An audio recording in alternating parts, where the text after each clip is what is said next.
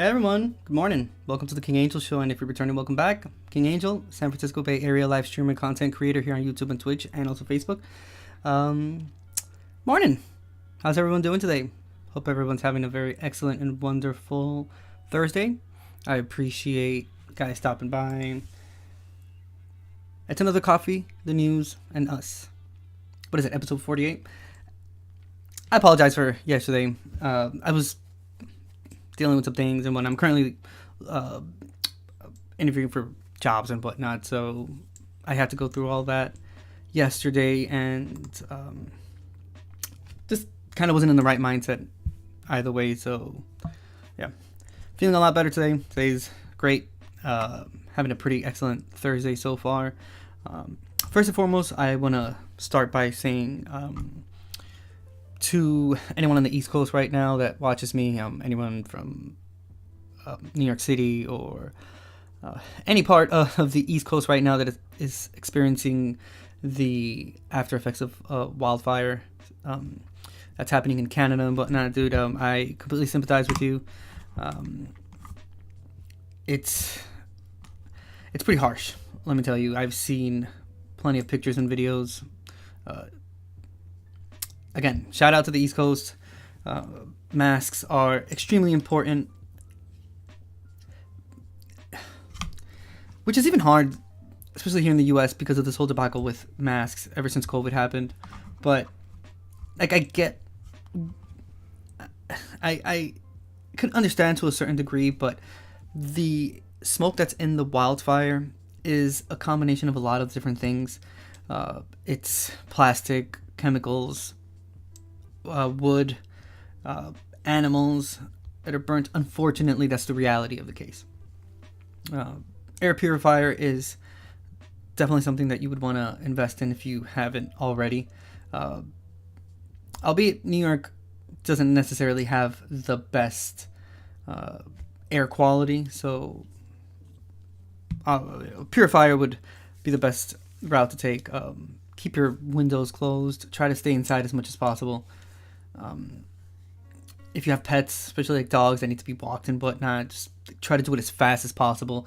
Kind of like a in-out kind of situation. You don't want to expose yourself to that smoke because it's really bad. It's really bad, and it's really damaging to people's lungs, and it definitely has long-term effects. So stay away from it. That's basically the gist of everything. This coming from someone that lives in Northern California, and we experience wildfires quite a lot. And it has repercussions that are long-lasting. Let me tell you. There's a huge fire that happened here in Northern California in 2017, and we're still feeling the after effects of it. There's still plenty of people displaced due to losing their homes in that fire. There were complete neighborhoods that were burned down. So we especially here in Northern California, we understand completely what you East Coasters are going through right now. So again, I sympathize with you, and wishing you the best, and hopefully it'll clear out, sooner than later. But for now, while it is still happening, I like I said, sympathize, and I hope that everything goes well, and everyone stays safe, and this is just a momentary thing. Yeah, dude, look how weird this is. My t-shirt disappeared. I think it's the fact that it's a green screen behind me, so it does like this contrast with it. So you can see a complete black background on my chest. Do I carry San Francisco in my heart? I do. Has it been chipped away with how the city currently is right now? It definitely has. Definitely has. It's a shame. Such a beautiful city. And it's literally right now it's half of what it used to be.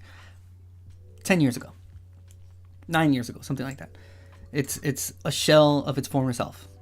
And the city's just unrecognizable at this point. On top of that, these ridiculous rent prices and whatnot. I'm good. I'm cool. I love the city.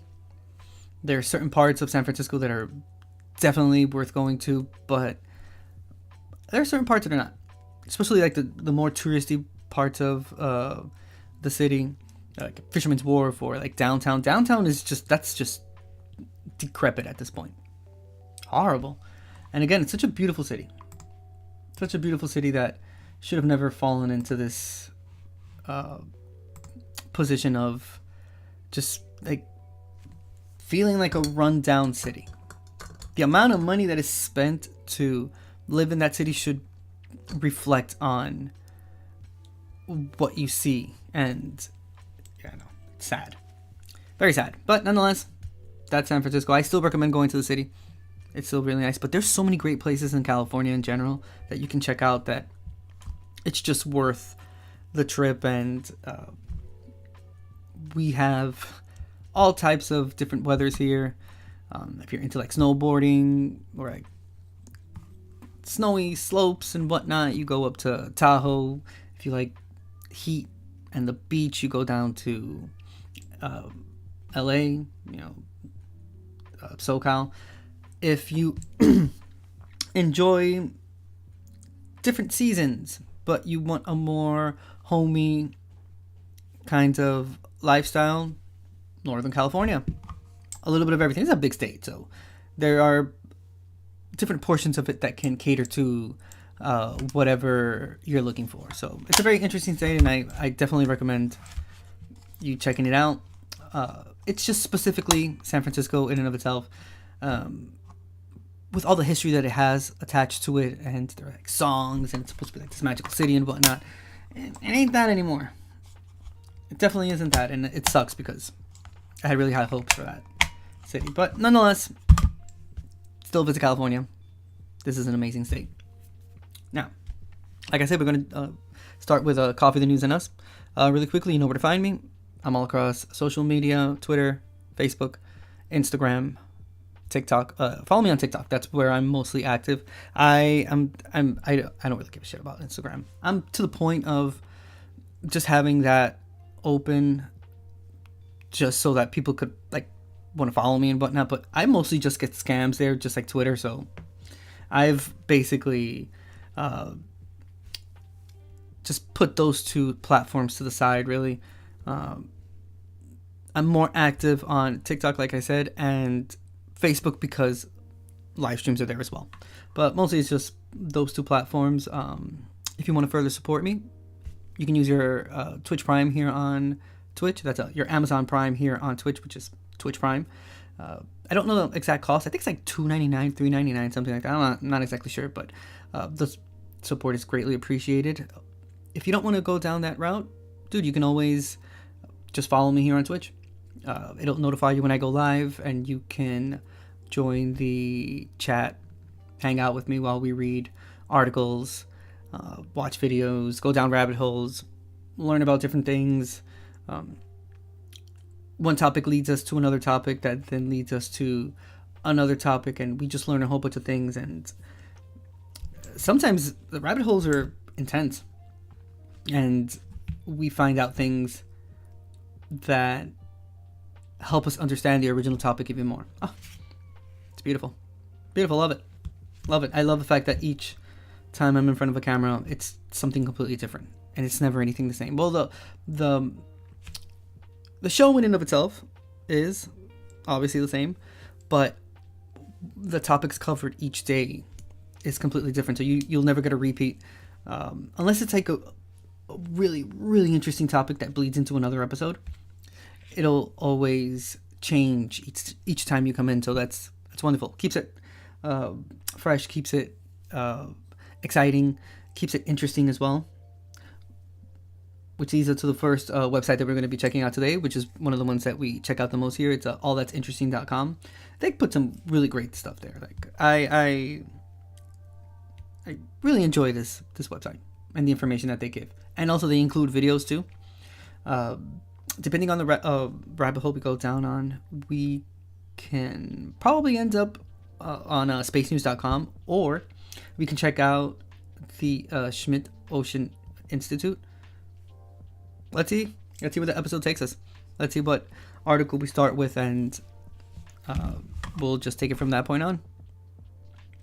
before I forget, I'll mention Patreon. That's $2 a month if you want to join my community. If you're hearing the audio version of this episode, I really appreciate it. That means that you're a Patreon member. Thank you very much. I do have a 7-day free trial going on right now.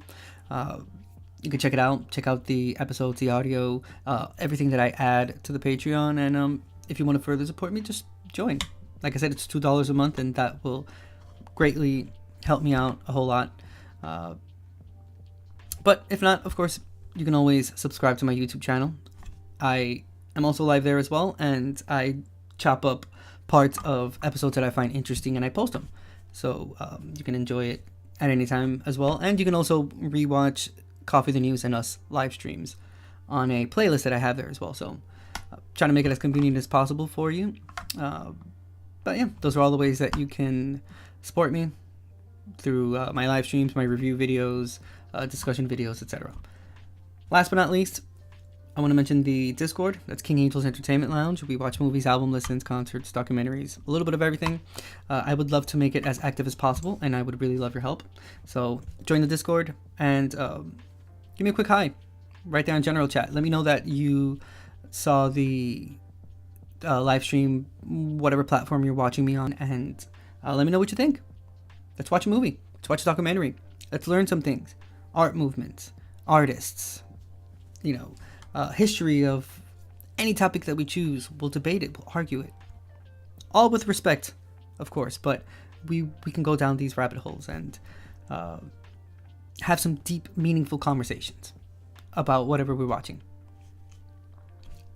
All with, like I mentioned, respect towards the person, respect towards their opinion, and also expecting respect in the same manner as well.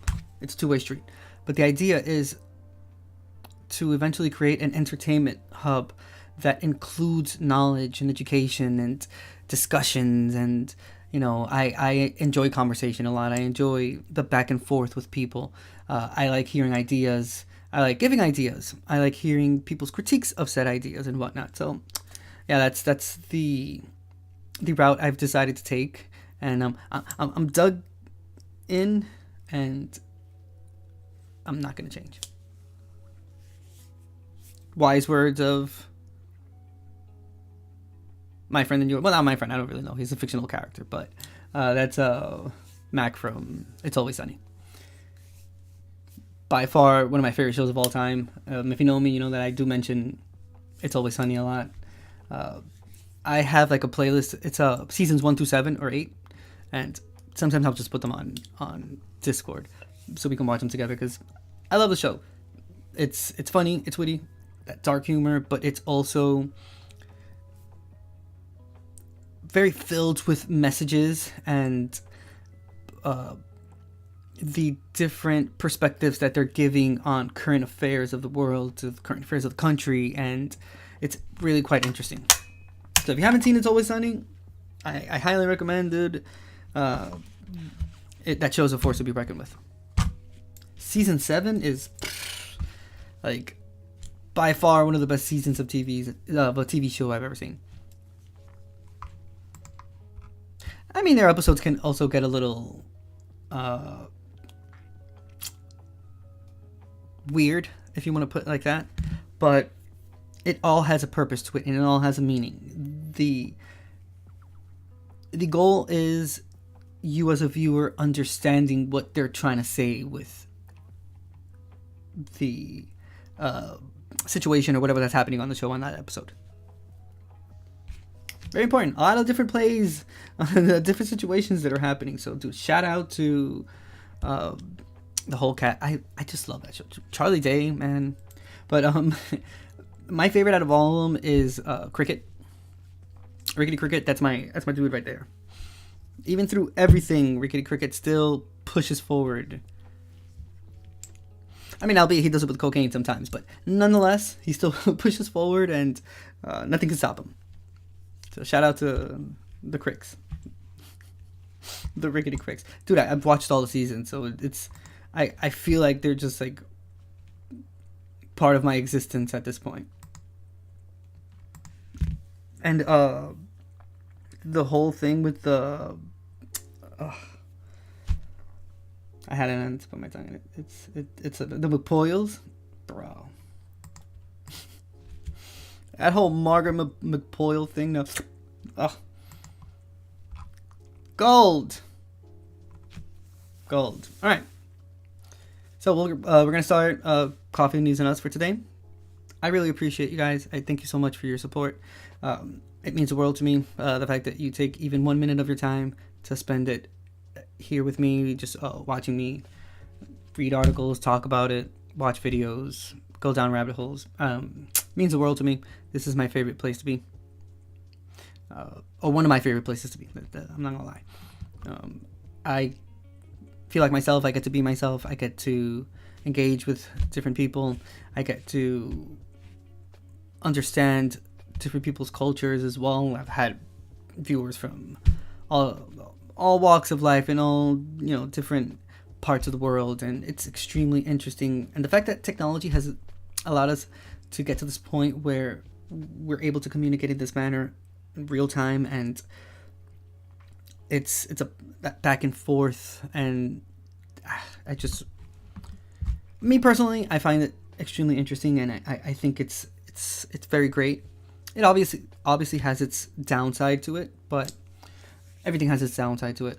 There's a flip side to every single thing in life, so I think it's more perspective and being able to see the positive of it and roll with that. My goal is to be a beacon of entertainment and positivity for you. I'm not some toxic positive guru shit either, because you can't pee on my leg and tell me it's raining. We live in reality. We live on planet Earth, and we all share a consciousness that we must live in it together.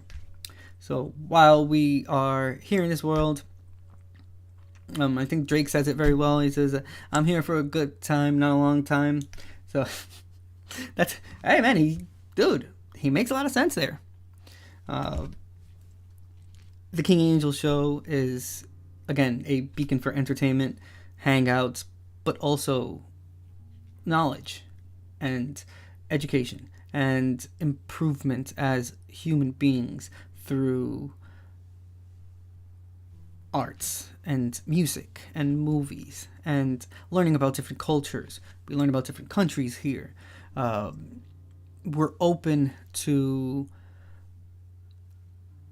viewing things as long as it's actual facts from different perspectives, different walks of life that can give a different meaning to something. Why not? Listen, there's too many dumb people out there.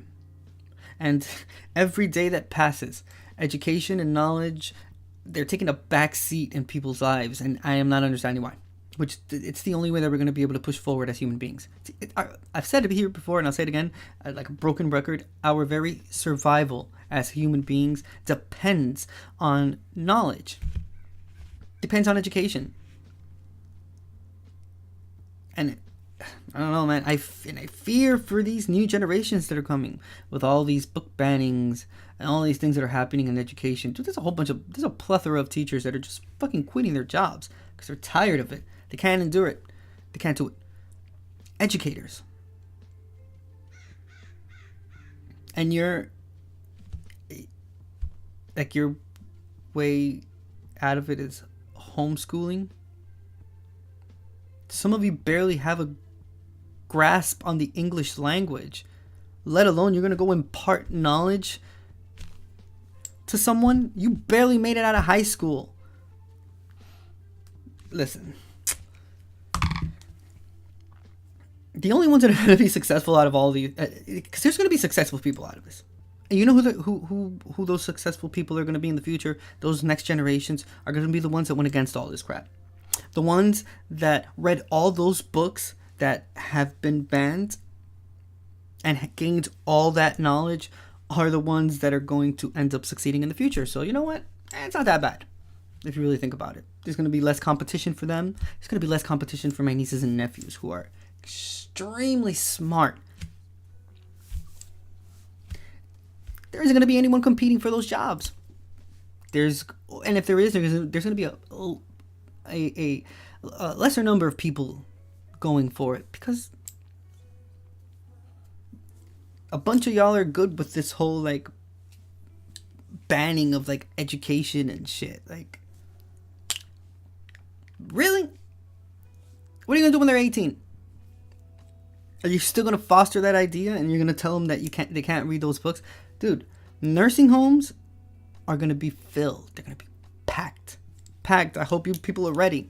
It's gonna be packed if we make it to that point, because obviously with what's happening in the world, we're not gonna get there. But if we do, if by luck and chance we do get to see that future, y'all are gonna be in nursing homes at a very young age. I hope that there's a system that is created where people can buy stocks in nursing homes. Bro, I'd spend all my money on it. I would put all my eggs into that basket 100%, because I know for a fact that's going to be fruitful in the future. I'm going to make tons of money. I'm going to be rolling in cash, swimming like the duck. What is it? DuckTales, whatever the hell it is. Dude, I'm going to swim like that uncle. I'm going to have a vault filled with cash, just like throwing it. With the amount of people that are going to be put into nursing homes because of all this crap. But again, dude, I at the same time appreciate it. And I thank you all for taking those life choices and making it a lot easier for my loved ones as kids to be able to have a better chance of succeeding in the future. Dude, they will get to be truly all that they can be. And that's thanks to you. Because there's not going to be any competition. Your kids are going to be working at McDonald's or some shit like that, or those wages, they have to be filled somehow. You feel me? And if education is no longer key and knowledge is no longer something that's being sought out, and it's replaced by so many other distractions in the world, the ones that did not go down that route are the ones that are going to succeed. And if that's a lesser number of people, those are the ones that are going to be on top. And I know my family's going to be part of that. So, thumbs up to you. Thank you very much for it. Like, you have to see the positive from the negative. I feel for those kids that are going to grow up with half of the education, half of the knowledge, struggling in the world. You know what? I feel for you. I'm sorry about that, dude. Not really sorry, but should blame your parents for that. So, bravo. Thank you very much. Thank you. See? Positivity. It's wonderful. All right, we're going to start today's Coffee, the News, and Us with an article that it's actually would be the front page of allthat'sinteresting.com. It's really good. If you haven't heard about this case that's happening, we're going to... Is it this side? Yes! I got the side correctly. Look at him. Aww. Poor bear. Such a good kitty. Boom! So it's this first one. True crime fanatic in South Korea arrested for committing a murder out of curiosity. Because of... Yeah. This is one of like the dark sides of like true crime. Again, we're reading from allthat'sinteresting.com. I'll repeat the title. True crime fanatic in South Korea arrested for committing a murder out of curiosity. This was written by Kaylina Fraga, and it was edited by Matt Crabtree, and it was published yesterday, June 7th, 2023. And it says, Jung Yo-jung, 23, is accused of killing a stranger after developing an obsession with true crime books and TV shows. Damn. This is like, I guess, another iteration of Misery, because it kind of sounds like that plot. If you don't know Misery is a Stephen King book that was made into a movie, starring... I'm just gonna have to look for it.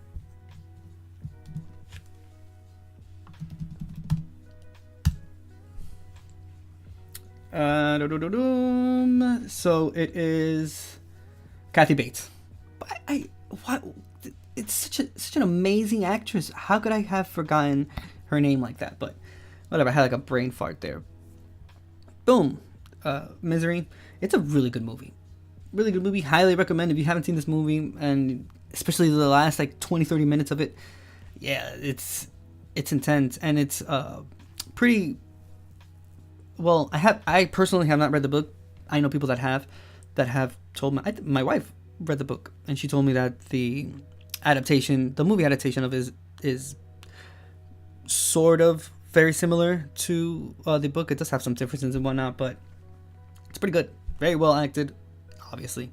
It's James Caan as the novelist, Paul Sheldon, because the whole plot of the movie is, spoiler alert if you haven't seen, this is a 1990 movie, so if you haven't seen this movie up until this point, it's on streaming services, so definitely check it out. It's one of the better movie adaptations from like Stephen King movies, because some of them suck. Like, not all of them are like it. You feel me? Some of the movies are kind of boring. Albeit the show that they did that only had 2 seasons, Hulu, really? Really? Such an amazing show with that cliffhanger at the end, and you just left it like that. Listen, part 2 of the season 2 of that show, it's Castle Rock, is basically a prequel to this movie, because it's the same like lineage of it. So it's explaining, I want to show the actress. It's explaining her, Lizzie Kaplan. Yes. So season 2 is about Anne Wilkes, and it's just describing basically everything that happened before she ended up in the situation that she ended up with that author. The plot of the movie is she kidnaps him because she becomes obsessed with him and obsessed with his books, and she does some things to him that pretty interesting. If you've seen the movie, you know what I'm talking about. If not, again, I highly recommend it. It's a really good movie. It's definitely worth the hour and a half that you're gonna spend watching it. So, people around the world enjoy true crime. Me, I'm that people. But a young South Korean woman's interest in the subject developed into an obsession and, according to the police, led her to murder someone to see how it felt. Damn.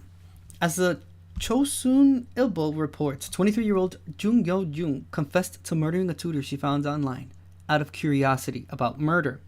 "I think I was out of my mind," Jung said, according to the Korea Times. Obsessed with true crime stories, Jung allegedly set out to commit the perfect murder herself. The Chosun Ilbo reports that she meticulously prepared for her crime by searching the internet for how to conceal a body, reading crime books, and watching true crime shows on TV. To find a victim, Jung downloaded an app that connects parents and tutors. She posed as the mother of a 9th grade girl hoping to improve her English and matched with a tutor whose name has not been released. Then, Jung set a date a few days later for the tutor to meet her quote-unquote daughter. Here's a picture of her. Oh my goodness. Okay. I won't read the caption because they're going to talk about it here in the actual article. So, for those hearing the audio version, it's just a picture of her, of Jung, and she has a suitcase. So she's rolling a suitcase. That's the picture. She has a mask on. She's wearing, obviously she's walking down the street with the suitcase rolling it. So she has the holder extended, and she's just rolling the suitcase, just like ordinary, regular, old clothes on with a mask on, like mask on her mouth. That day, Jung dressed up in a school uniform she'd found at an online flea market and went to her victim's home with a knife. Jung is short, and with the uniform on, the victim probably mistook her for a middle school student, a police spokesman said, according to the Chosun Ilbo. When her victim let her in the door, Jung stabbed her to death with the knife. She then went to a store nearby, bought bleach and trash bags, and returned to the victim's home to dismember her. Jung also carefully collected the victim's mobile phone, ID card, and wallet. But Jung made a critical error. To dispose of the body, Jung hired a taxi to take her to a wooded area near the Nakdong River, where Jung dumped a suitcase full of body parts. Jung's behavior struck the driver as deeply suspicious, and he reported her to the police. The police then found bloodstained clothing in bags and some of the victim's body parts at Jung's home. The 23-year-old true crime fanatic had hoped to commit the perfect crime, but was promptly arrested instead.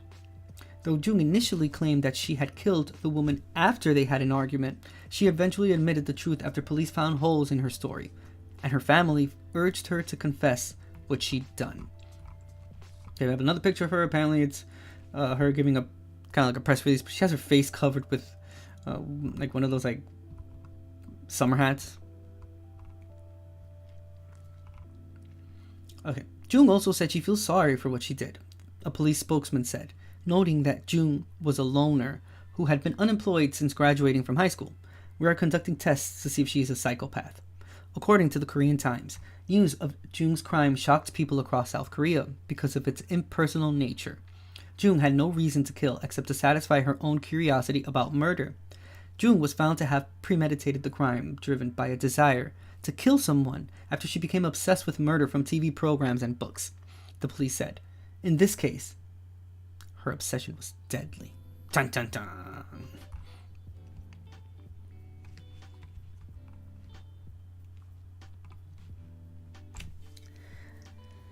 Wow. All I can say is that if this was here, they would have already started the argument of trying to get true crime banned because of reasons. But, you know, it's, again, I've mentioned it here before. It's a morbid thing that human beings have an obsession with, even if it's interesting. And believe me, it really is. Once you go down that rabbit hole, you become a true crimer, like all the way. I at one point only paid Comcast for cable because I wanted Investigation Discovery. But once they launched the app and they started putting things on their streaming services and they put it on Hulu and whatnot, I canceled cable because I didn't need it anymore. That's all I watched. I've mentioned it again here before. I'm mentioning it again. There are very excellent content creators that only do true crime. That Chapter, Coffee House Crimes, Southwest Crime Girl. There's a whole plethora of them because it's a really interesting topic and people love it. And they're also great content creators, so they do an excellent job at going deep into the cases and uncovering things. Not uncovering because they're already covered, but it's talking about them and bringing them to light. In a way, if you want to see it from a positive side, it's giving a voice to those that no longer have it. It's a way of, even within its own like morbidness, because it's death, you're kind of honoring the person that you're the case that you're not the case you're honoring the person, the victim of the case that you're watching. And I don't know, I find that a little bit comforting. It makes the thought of, damn, like what I'm watching is it's weird, it's intense, that it kind of levels it out a little bit more because, you know, you're watching the very unfortunate event of a complete random stranger being explained to you. And dude, some cases you live that shit. Like, I'll give you an example. So Michelle McNamara, she was Patton Oswalt's wife. Well, that's okay. She is she is known, in addition to releasing the book about the Golden State Killer and basically being the proponent of the opening and how extends the investigation into finding who the Golden State Killer was. And mind you, she passed away after releasing the book, but before GSK was actually apprehended, which in and of itself was incredible how that happened. she dedicated her life to it. Like, she is a prime example of someone that helped police find someone. Like, she helped law enforcement, and she kept with it up until the very end. Dude, shout out to her. We've talked about her before on True Crime and Murder Mystery Wednesdays when I used to do it. When we covered the Golden State Killer, not mentioning her is just,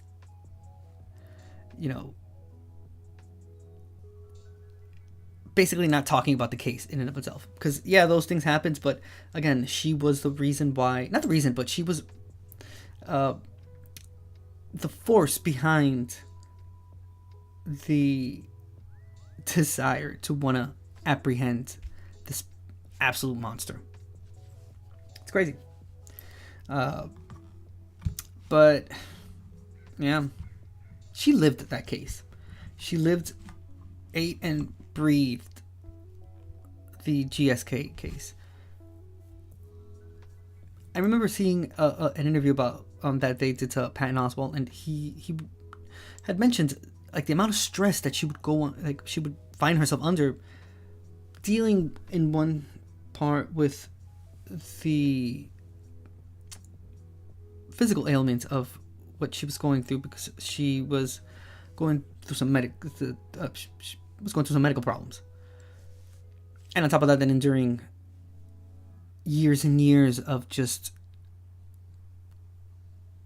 interviews and just reliving things over and over. Like, even if it's seeing it from the outside, having something repeated to you all the time, dude, it ends up affecting you.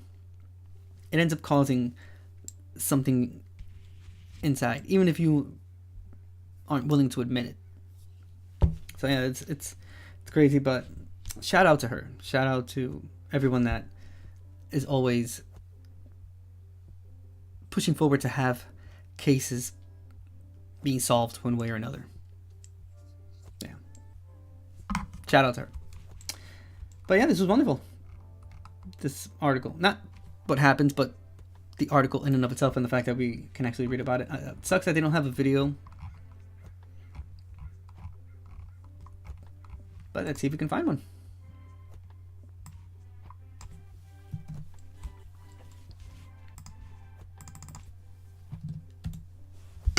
Hell yeah, Misery is so awesome.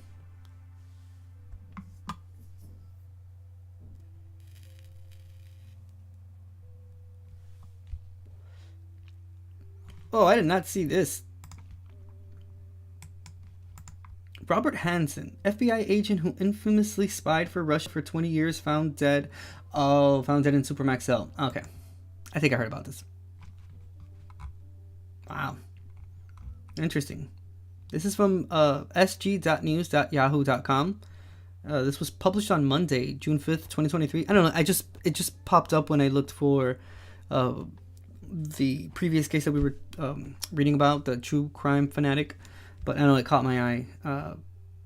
This was written by Graeme Macy. Again, I'll repeat the title. It's Robert Hansen, FBI agent who infamously spied for Russia for 20 years, found dead in Supermax cell. Damn.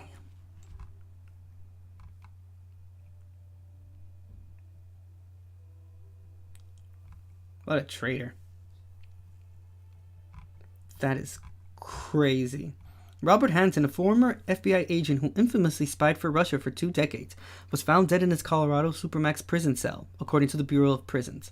Hansen, 79, was arrested in 2001 and sentenced to life after pleading guilty to selling highly classified material to first the Soviet Union and then Russia in return for more than $1.4 million $1.4 million in diamonds, cash, and foreign bank deposits. Wow. What a traitor. Sold out his country, bro, for diamonds, cash, and foreign bank deposits.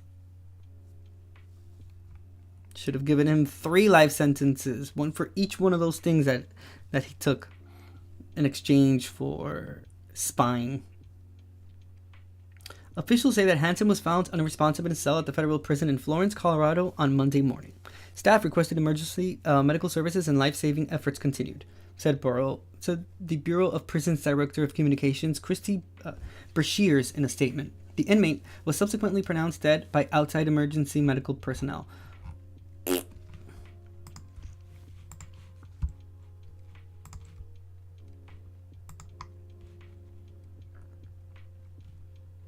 Let's see. Okay, so this is back to the one that we were watching before.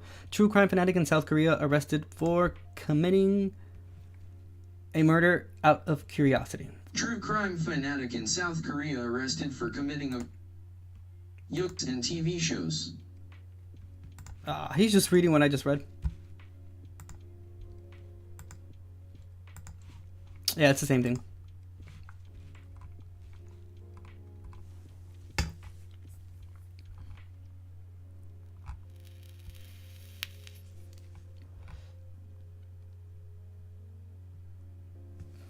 I don't know. Everything else are like TikTok videos and whatnot. But basically, they took the same information from the same website that we just read. So I guess that's that for this specific article. I didn't find any videos for it, but oh well. Oh shit. Well, you look at that. Researchers discover a virgin birth by a crocodile for the first time. Still reading from allthat'sinteresting.com. Written by Amber Breese, edited by Maggie Donahue. Published yesterday, June 7th, 2023, and it says, the crocodile had lived by herself for 16 years before laying 14 eggs in her enclosure. Zookeepers were shocked to find that some of them were viable. In 2018, zookeepers at a Costa Rican zoo found 14 eggs in the enclosure of a female American crocodile who had lived alone for the past 16 years. And while female crocodiles can lay sterile eggs, the zookeepers were shocked to find that at least 7 eggs were fertile, ABC News reports. When they put the viable eggs in an incubator, only one continued to develop, but eventually stopped. The zookeepers later opened up the egg to find a well-formed, stillborn female crocodile. With news that a female crocodile laid a viable egg without a mate, researchers began investigating. Yeah, I can only imagine. It's like decades of research about this animal, only to find out that it can actually produce an egg and not have mated. Researchers note that parthenogenesis, or the ability of a female animal to asexually reproduce by mixing her own genes rather than requiring a male's sperm, is present in over 80 vertebrate species, including lizards, snakes, and sharks. But before 2018, researchers had never seen this ability in crocodiles. In a study published in the journal Biology Letters, researchers found that the stillborn crocodile was a parthenogen. The fetus and its mother shared practically identical genotypes, pointing to a very specific reproductive strategy. In a virgin birth, a female fuses its eggs with polar bodies, small cells containing chromosomes. Typically, polar bodies are byproducts of eggs dividing during reproduction and simply wither away. But in animals capable of parthenogenesis, the polar bodies fuse with the dividing eggs, making the foundation for a viable fetus. Interesting. All right, let's see if we can go down a rabbit hole, because I would love to understand what parthenogenesis is, or have like a more in-depth explanation as to what it is. Okay, this is a TED Ed. Hopefully it doesn't have like copyright music and we can watch the whole video. It says, nature has plenty to teach us about making do without a mate. This was written by Philip Lamb, published in Scientific American. Cool. In 2021, workers at a Sardinian aquarium were stunned by the birth of a smooth-hound shark, who they called Ispera. What shocked them was that for the last decade, Ispera's mother had been living only with other females. But it's actually entirely possible that Ispera had no father. And the reason why that is also explains other biological curiosities, like the existence of an all-female lizard species. Usually, sexual species have sex cells that contain half the number of chromosomes required to create a viable embryo. So, an egg cell must be fertilized by a sperm cell to form 2 full sets of chromosomes. But some species that have sex cells can undergo a type of asexual reproduction called parthenogenesis, meaning virgin origin in Greek. In parthenogenesis, an embryo develops from an unfertilized egg cell that doubles its own chromosome count. In fact, some animals only ever undergo parthenogenesis, while others can reproduce both sexually and parthenogenetically. Oh, wow, okay. It's actually more common than previously thought. Interesting. More than 80 different sexual vertebrate species, including Komodo dragons. Sorry, what's the name of No, wait. Okay, sexually and parthenogenetically. Let's see. I'll just have it here so that we'll read about it afterwards.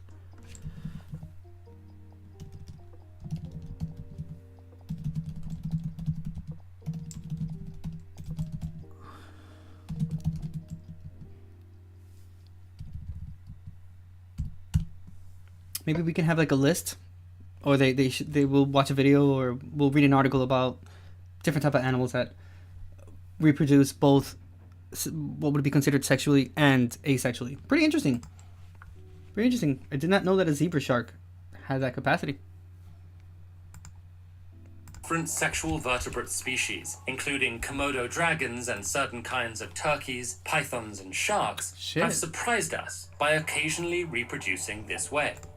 I didn't know a turkey was involved in that as well. Very interesting. These discoveries were usually made when females unexpectedly gave birth in captivity. Ispera's birth, for one, may have been the first account of parthenogenesis in smoothhound sharks. Scientists also confirmed that parthenogenesis was taking place in some wild snake populations. But just how many fatherless creatures are running, slithering, and swimming around out there is unknown. It's a tough thing to track without population-wide genetic analyses. So, why is it happening at all? Scientists think parthenogenesis could be evolutionarily beneficial in some contexts because, well, sex can be a drag. Mating and its associated demands and rituals can be time and energy intensive, leave individuals vulnerable to predators, and even be fatal. Parthenogenesis, meanwhile, requires only one parent. Mayflies can sometimes default to parthenogenesis if there are no males available, which is especially handy because they've only got a day or so to reproduce before dying. It can also help rapidly expand a population. In the summer, when food is abundant, pea aphids can rely on parthenogenesis, allowing their population to explode under favorable conditions. And in the autumn, they switch back to sex. But some aphids, katydids, lizards, geckos, and snakes only ever reproduce via parthenogenesis. So, why do other animals bother with sex? Scientists hypothesize that sex makes up for its shortcomings with long-term gains. It allows individuals to mix their genes, leading to greater genetic diversity.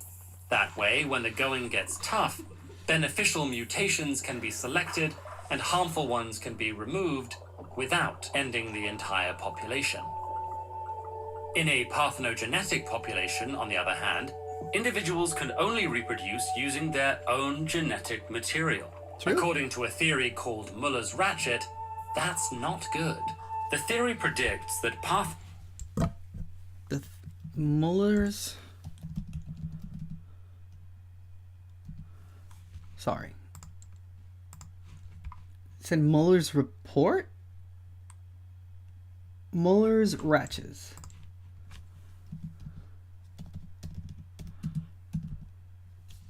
Okay, Muller's ratchet evolution. So let's see what this is all about. So, reading from Wikipedia, wikipedia.org, it says, in evolutionary genetics, Muller's ratchet, named after Hermann Joseph Muller by analogy with a ratchet effect, is a process through which, in the absence of recombination, especially in an asexual population, results in an accumulation of irreversible deleterious mutations. This happens because in the absence of recombination and assuming reverse mutations are rare, offspring bear at least as much mutational load as their parents. Mueller proposed this mechanism as one reason why sexual reproduction may be favored over asexual reproduction, as sexual organisms benefit from recombination and consequent elimination of deleterious mutations. The negative effect of accumulating irreversible deleterious mutations may not be prevalent in organisms which, while they reproduce asexually, also undergo other forms of recombination. This effect also has been observed in those regions of the genomes of sexual organisms that do not undergo recombination. Gotcha. So basically, I guess in layman's term is sexual reproduction, yes, because it, like the video was explaining, can result in different combinations, whilst asexual reproduction, it's like carbon copies of the one animal that is asexual. So you're just getting a carbon copy of the same thing. Makes sense. Although it does say that it's not very prevalent in those that reproduce asexually, but it says undergo other forms of recombination. Interesting. The more you know. The more you know. Albeit I did know about the certain animals that don't reproduce sexually, but it's fascinating that there's just a whole science behind it, and there's enough data to be able to create a video like this and give out some great information about it. What a time to be alive, with information so accessible to us. Crazy. All right, so again, we're continuing to watch this video. How does this all female species reproduce? We are talking about it because we were reading about a virgin crocodile that ended up reproducing asexually and had about 14 eggs. Oh wait, where's the video? Okay. Back to this.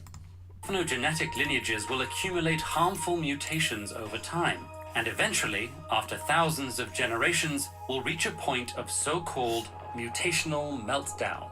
At this stage, individuals will be so compromised that they can't reproduce, so the population will nosedive, leading to extinction. Makes sense? We haven't yet seen this entire process unfold in nature, but scientists have observed an accumulation of harmful mutations in parthenogenetic stick insects that are absent in their sexual relatives. Only time will tell whether this will cause their extinction. Otherwise, some parthenogenetic species appear to have ways of circumventing mutational meltdown. New Mexico whiptail lizards came about when two different lizard species hybridized, creating this new all-female species. As hybrids, their genome is a combination of the different sets of chromosomes from their two parent species. Wow. This gives them a high level of genetic diversity, which may allow them to survive long into the future. Which I think is the example of an asexual organism that it doesn't fall under the category of Muller's ratchet, because that organism has already gone through its own combination beforehand, which in this case is the same thing for the whiptail lizard. Very interesting, and it's also pretty indicative of what the Muller's ratchet is all about. When they showed the image, they showed an image of what would kind of be the difference between asexual reproduction and sexual reproduction when they show a illustration of a smaller grasshopper that was under the category of asexual reproduction and is smaller than the sexual reproduction, which would be the other grasshopper that is obviously bigger, and goes hand in hand with what they're talking about, because that's where the combination that occurs in sexual reproduction, is shown. It's obvious. It's obvious. You could tell they're trying to prove a point with it, that albeit they can reproduce asexually, but because of that combination that only occurs during sexual reproduction, then you obviously get different variations that can then be bigger, smaller, different colors, different like physical structures. In this case, the mating of those two lizards resulted in an all-female hybrid with enough chromosomes from both that could then create these offsprings asexually that also have a whole bunch of chromosomes in them as well from both of their grandparents, I guess, in this case. Bro, science. Especially when you see it from the perspective of someone that... I studied arts in school, so I'm completely fascinated by everything space science and history wise. Like, it's,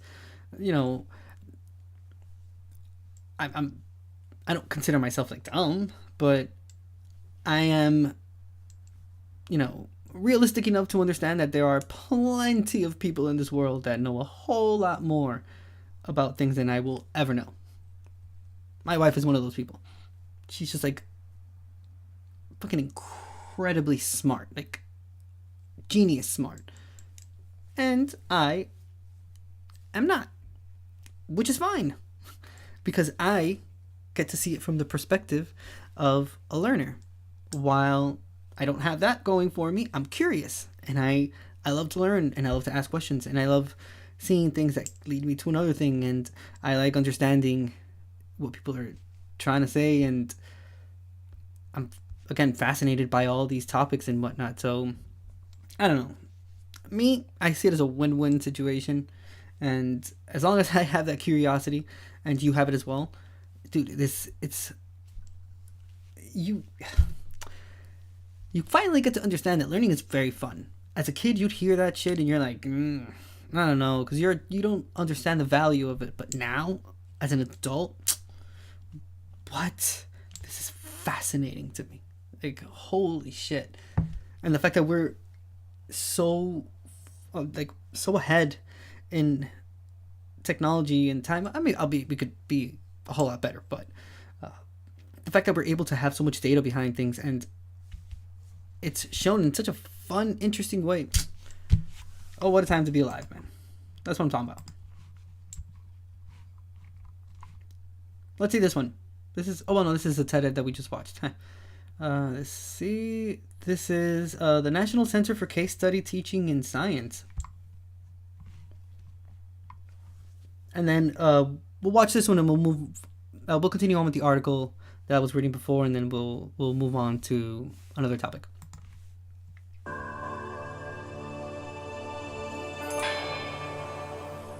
Shout out New York. Shout out Buffalo.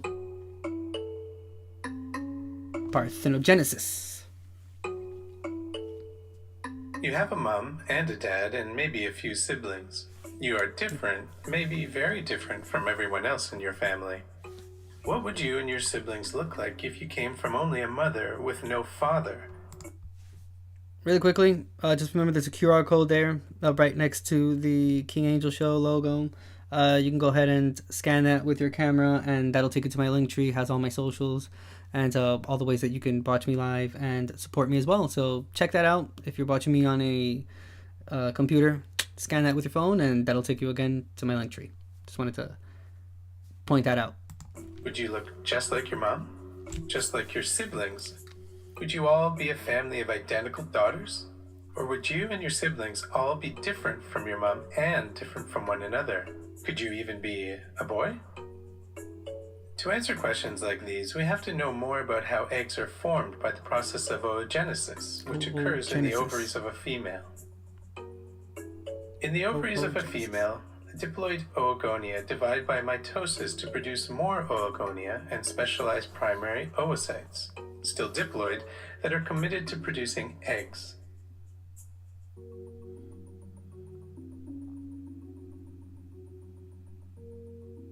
The egg may then be fertilized by a sperm to produce an offspring. Okay, so really quickly, if you're hearing the audio version of this, we are seeing a graph. On top, we have a big purple circle with a black circle in the middle. It's the primary oocyte. I guess this is stage 1, which is the meiosis 1. In the middle, we have then another sort of a little bit smaller purplish circle with a black center. That is the secondary oocyte, and then we have another one next to it, which is a smaller one, same purple with black in the middle, and it's a primary polar body, and this is, I guess, stage 2, which is a meiosis 2. Third one in the bottom, we have 4 of the circles. One of them is bigger but smaller than the one in the second row. That is the egg, which is the process he's going to explain now. And then we have 3 smaller ones, which are the secondary polar bodies. Same, not as purple as the ones that are on top, but all circles with black circles in the middle. And those are, again, the secondary polar bodies. So that's what I am seeing that you can now imagine in your head. This is how offspring are usually produced.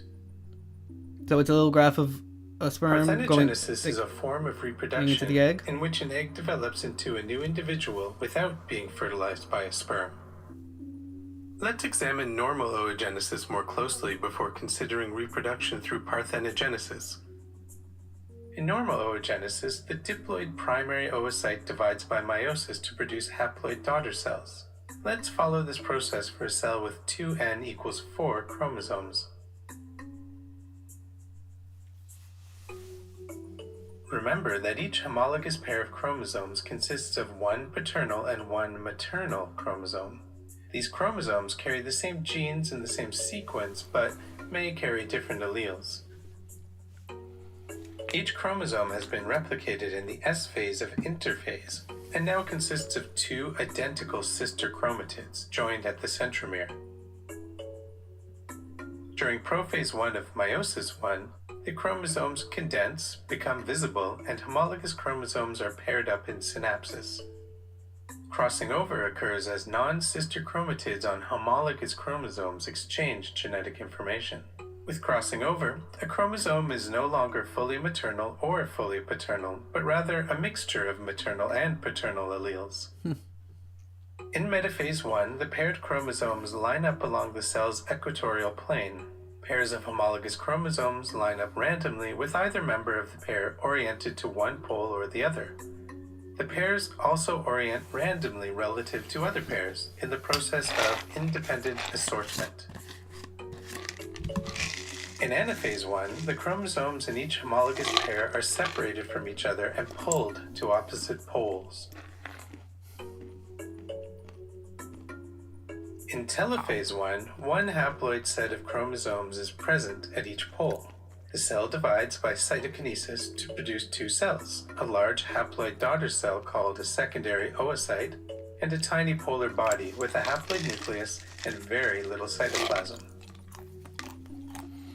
Meiosis 2 is very similar to mitosis, the type of cell division that occurs in somatic cells. The meiosis 1 products divide in meiosis 2 to produce 2 daughter cells, one of which becomes the egg. Remember, the meiosis 1 products are haploid, and so are its daughter cells. Meiosis 2 starts with prophase 2, as the chromosomes condense. In metaphase 2, the chromosomes move to the center of the cell and line up along the equatorial plane. In anaphase 2, the chromatids making up a chromosome are separated from each other and pulled to opposite poles. During telophase 2 and cytokinesis, the cell divides to produce two haploid daughter cells, a large egg, and a tiny polar body. We will now discuss 4 ways that this process can be altered to produce parthenogenetic offspring. Mitotic division of the primary oocyte, combination of the primary polar body with the secondary oocyte, combination of the egg with the secondary polar body. The haploid egg divides by mitosis instead of fusing with sperm. Imagine that a female reproduces by parthenogenesis without undergoing meiosis, as primary oocytes develop directly into offspring by mitosis instead. Will the parthenogenetic offspring be genetically identical to their mom or genetically different? Will the offspring be genetically identical to one another or genetically different? Will the offspring be male or female? I think that based on what we already know of parthenogenesis, so for the first question, genetically identical to their mom or genetically different? Chat, what do you think? I think that it would be genetically identical to their mom, because there is no, we already know that because of sexual reproduction is where you get the combination of those like different chromosomes and whatnot. If it's through parthenogenesis, it's like sort of like a carbon copy that's just asexually reproducing and ergo produces other copies of it. So for that one, first one, I think it's genetically identical to their mom. So would they be genetically identical to one another or genetically different? Same. I think they would still be genetically identical to one another. Male or female, I think it, because obviously we already know.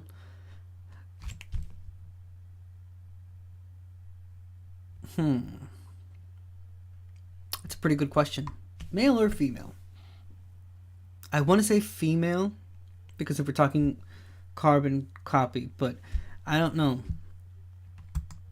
We'll go with female for now, but let's see what the scientist has to say about it. But again, yeah, I agree. Chat, like I said, let me know what you think about those questions. Let me know your answers to the questions, not what you think. Your answer to the question, in this case, again, if it's a female that's reproducing through parthenogenesis. And we know that is asexual reproduction. Let me know in chat what you think, but I want to hear the scientist's explanation.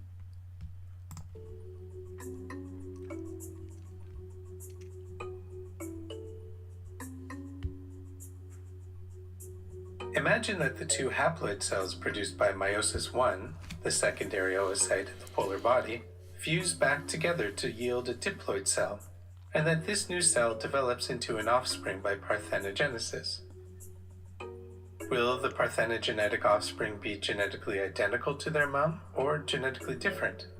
Will the offspring be genetically identical to one another or genetically different? Okay, Will so they the pose the same offspring question. be male or female? Same question in that same circumstance as well.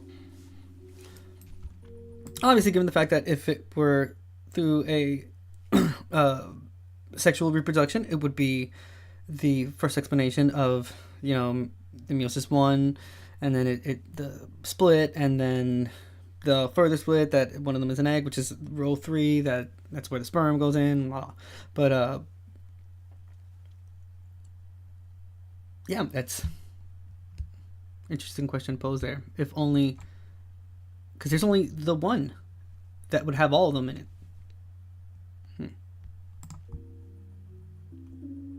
Imagine that the egg and the polar body produced at the end of meiosis 2 fuse to yield a diploid cell, and that this new cell develops into an offspring by parthenogenesis. Will the parthenogenetic offspring be genetically identical to their mom or genetically different? Will the offspring be genetically identical to one another or genetically different? Will the offspring be male or female?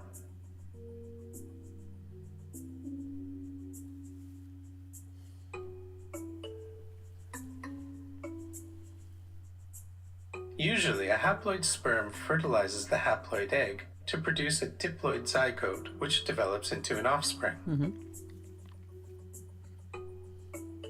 With the But combination of if, both. instead of fusing with the and having sperm, the both. haploid egg divides by mitosis, for this to occur, chromosomes have to be replicated. During the S phase of interphase, the DNA of the single chromatid making up each chromosome in the developing egg is replicated. The chromosomes now consist of two identical sister chromatids joined at the centromere. Remember that each chromosome is a product of crossing over and comprises a combination of maternal and paternal genes. During mitosis, the replicated chromosomes line up along the equatorial plane at the center of the cell. The sister chromatids are pulled apart from each other to opposite poles as individual chromosomes. But instead of completing mitosis and cytokinesis, the new chromosomes stay in a single cell. Each chromatid now becomes an individual chromosome as they separate from each other, so the cell is now diploid. Imagine that this diploid cell develops into an offspring. This is another form of parthenogenesis because, again, an unfertilized egg is developing into an offspring. Will the parthenogenetic offspring be genetically identical to their mom or genetically different? Will the offspring be genetically identical to one another or genetically different? Will the offspring be male or female? Still sticking to my original answers. So, there are 4 different ways for parthenogenesis to take place to produce an offspring from a mum with no dad. Many animals develop this way, and some of them may surprise you. Stay tuned. No. Did he just... He left us.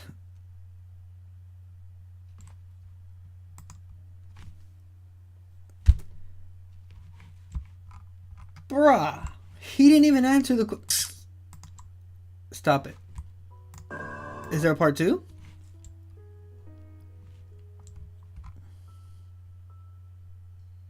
Oh, come on.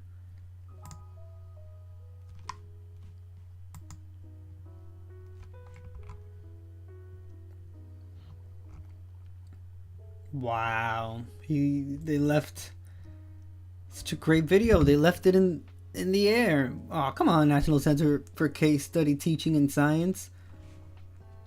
What? How could you just leave us like that?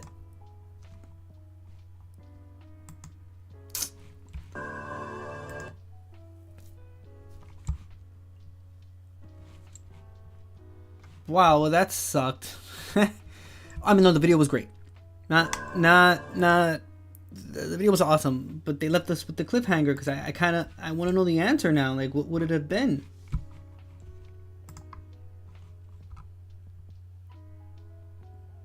Awful. Maybe this video would answer the question.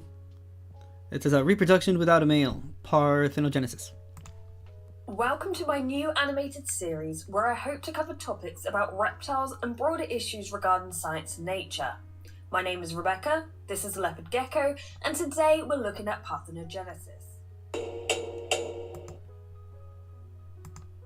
What is parthenogenesis? This is a form of asexual reproduction and is defined as reproduction from an ovum without fertilization, especially as a normal process in some invertebrates and lower plants.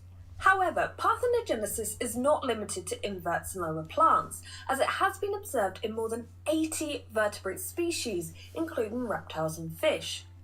I know some of my own audience have had female crested geckos produce offspring without ever being near a male. Oh shit, look at I that. don't believe this has been observed in leopard geckos, but since it has in crested geckos, I tend to leave any eggs my gecko produces in her tank. There have been a few famous cases of parthenogenesis over the years. In Louisville Zoo, Kentucky, a reticulated python named Thelma, who had never been bred with, produced 6 eggs who grew up to be healthy young snakes. Shit. In 2006, Flora the Komodo dragon made headlines around the world when she produced 11 parthenogenic eggs. She had been at Chester Zoo since 1999 and had never been near a male. A paternity test later proved she was genetically both mother and father to the offspring.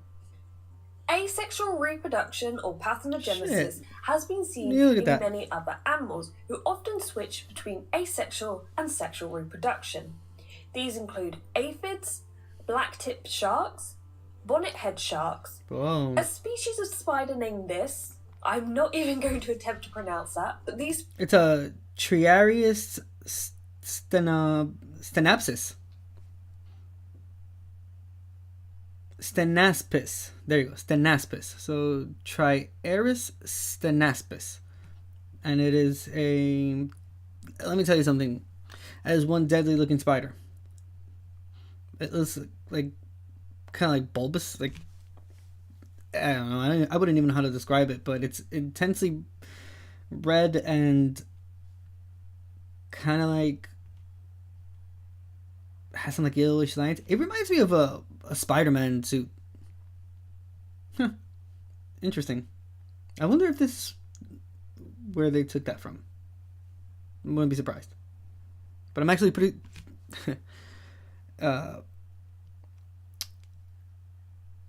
blown away by the fact that there are certain sharks that can switch between asexual and sexual reproduction.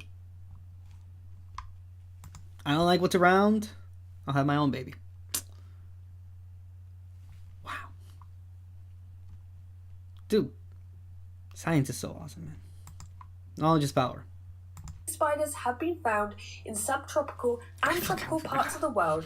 I love They are this shit, believed dude. to be parthenogenetic since no male species has ever been found. Parthenogenesis has also been seen in New Mexico whiptail lizards, mourning geckos, and Indo-Pacific geckos known as fox geckos, just to name a few. So how does this occur? First, we should look at sexual reproduction, where an egg and a sperm cell fuse to form a zygote. 5 to 6 days later, that becomes a microscopic ball of cells called a blastocyst, which then develops into an embryo. This diagram from Encyclopaedia Britannica shows how both haploid and diploid parthenogenesis differs from regular sexual reproduction. Feel free to pause and take notes. Yeah. If I could, I would take those notes, but it's a graph is separated in three. First one is to the left, sexual reproduction. Under it, it's meiosis, and there's two branches, one on the left and one on the right. The one on the left is oocyte, and it's in parentheses immature female egg cell. On the right is spermatocyte, in parentheses, which is a male sperm cell. Underneath that, we have two joining arrows that lead into a diploid zygote that then develops into diploid individual. The next one next to it is a haploid parthenogenesis. Starts with the same meiosis. Underneath that, directly, we have an arrow pointing down. It's the oocyte, and then an arrow pointing down from that. It's a haploid zygote. Says the same at the end. Develops into a haploid individual.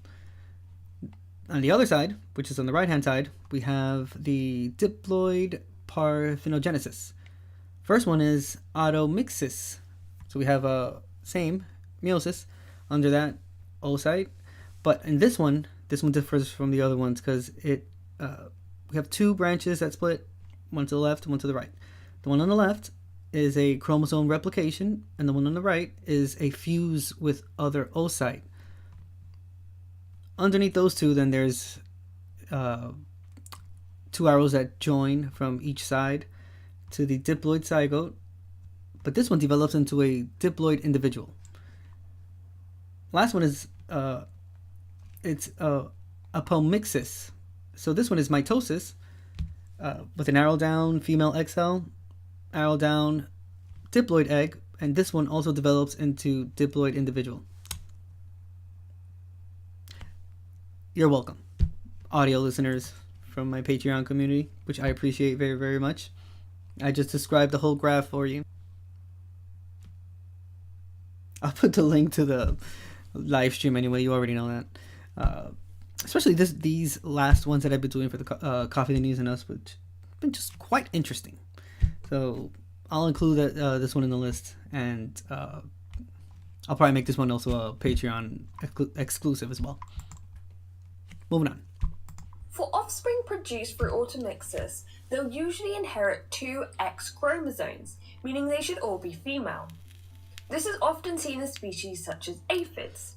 However, aphids can switch between asexual and sexual reproduction, storing fertilized eggs only to be laid during seasonal changes, since eggs produced through sexual reproduction are thought to have a greater ability to survive winter temperatures, laying dormant until temperatures rise. On rare occasions, a female aphid will produce a male. However, he will be genetically identical to his mother, except he will lack a second X chromosome. He will be able to reproduce, but his sperm will only carry an X chromosome, meaning all of his offspring will be female. So why does this occur? Why Interesting. did flora, for example, randomly lay fertile eggs without a male? Well, the beauty of parthenogenesis is an animal can pass on their genes without wasting time and energy trying to find a mate. This is particularly important in challenging conditions.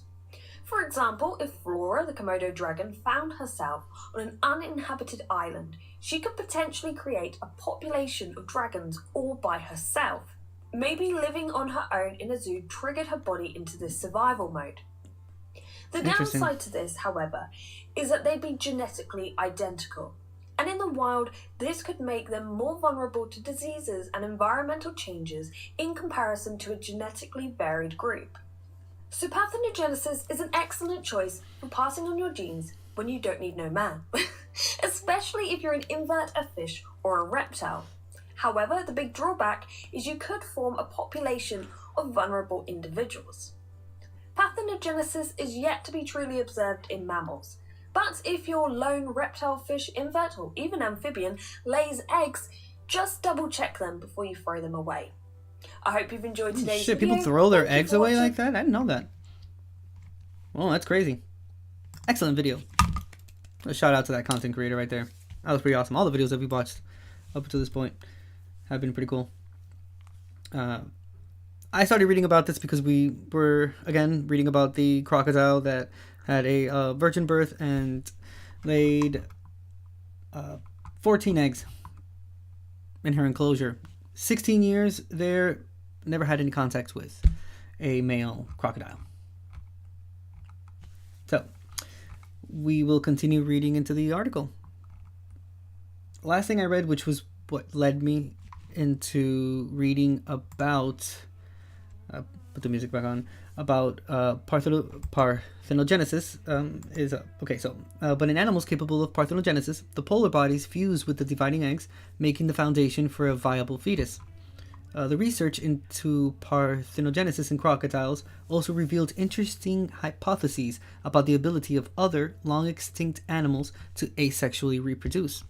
This new evidence offers tantalizing insights into the possible reproduction capabilities of extinct archosaurian relatives of crocodilians, notably the Tasauria and Dinosauria. The study detailed. Interesting. I don't understand this. Why is it called that? So is that, I don't understand. So is that like the actual...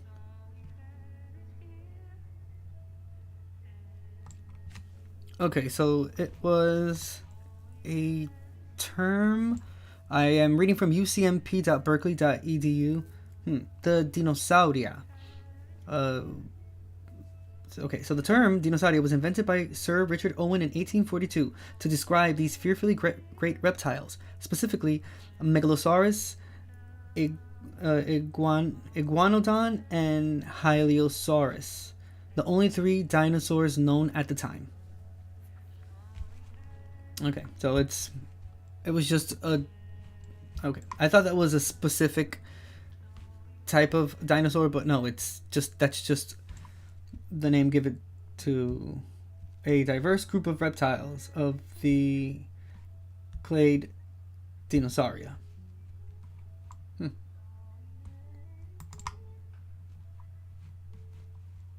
aka dinosaurs, I guess. So, given the asexual reproduction ability of birds and crocodiles, it is likely that their common ancestors, dinosaurs and Saurus, possessed the ability to reproduce asexually as well. What this tells us is it's very likely that this also happened in T-SARS and dinosaurs. Warren Booth, an associate professor of entomology at Virginia Tech who studied the eggs, told the New York Times, "We'll never be able to prove they could do it," Dr. Booth said, "but it suggests they had the ability." But given the fact that we already know a little bit more about parthenogenesis, if that would have occurred, then it would have been high risk. The species would have ended up at some point going extinct, I guess, based off of the data that the previous video that we watched about parthenogenesis explained. Interesting. It says, and although parthenogenesis can create viable fetuses, it lacks the genetic diversity of sexual reproduction and can often lead to less healthy offspring. Despite this, some animals capable of parthenogenesis use this method even when fertile males are plentiful, like the California condor. Interestingly, some females can lay a clutch of eggs made up of both normal offspring and parthenogens. Interesting. Because of this, Dr. Booth suggests that parthenogenesis may have an evolutionary advantage. Their offspring could live just long enough to meet mates and produce more genetically varied and healthy offspring, if they are able to reproduce in both ways. Because it's obvious if it's only asexually, then they're not going to be able to mate and have that combination and reproduce and whatnot. Whatever the reason, Dr. Booth believes this is an ability that can possibly be switched on and off and may be controlled by a single gene. Booth and other study contributors write that parthenogenesis is likely possessed by a distant common ancestor of bird, snake, and lizard lineages, but of course researchers must collect more data to fully test the evolutionary distribution and dynamics of parthenogenesis across deeper evolutionary time. Oh look, this seems interesting. I'll open it up in another tab, but this is an article about the California condor. This was published November 5th, 2021. Still reading from allthat'sinteresting.com. Written by Kaylina Fraga, edited by Eric Hawkins. And it's a scientists record virgin births among California condors for the first time. Wow, they're big. Though other birds can produce eggs sexually, it's considered extremely rare. Holy shit. Dang. There's a picture of one of the California condors, and it says, "A condor at the San Diego Zoo. Pushed to the brink of extinction. They're largely raised in captivity today."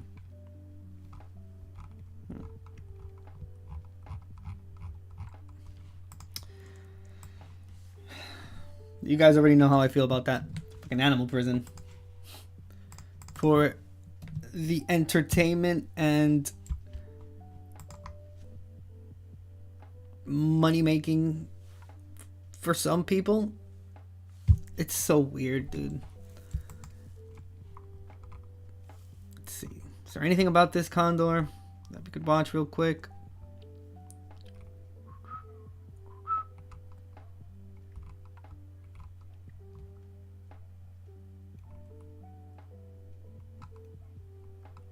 Oh, nice. Okay, this seems interesting. This is from CBS8.com. I have to take this shit off. Get out. Title says California condor population recovering after being nearly extinct. Oh, nice. It's good news, and it's actually pretty recent. This is from March 28th, 2023. The author of the actual article is Nita Aranpour. I'll probably only put the video. And it was only only just about 40 years ago when only 22 California condors lived on this planet. And now, since the late 1970s, in fact, the San Diego Zoo Safari Park, they played this integral role in bringing the condors back to life. So in God, they this look like Earth Day huge report, vultures. we're showing you how the species is really making a comeback now. You can also get a peek at the first baby born of this season.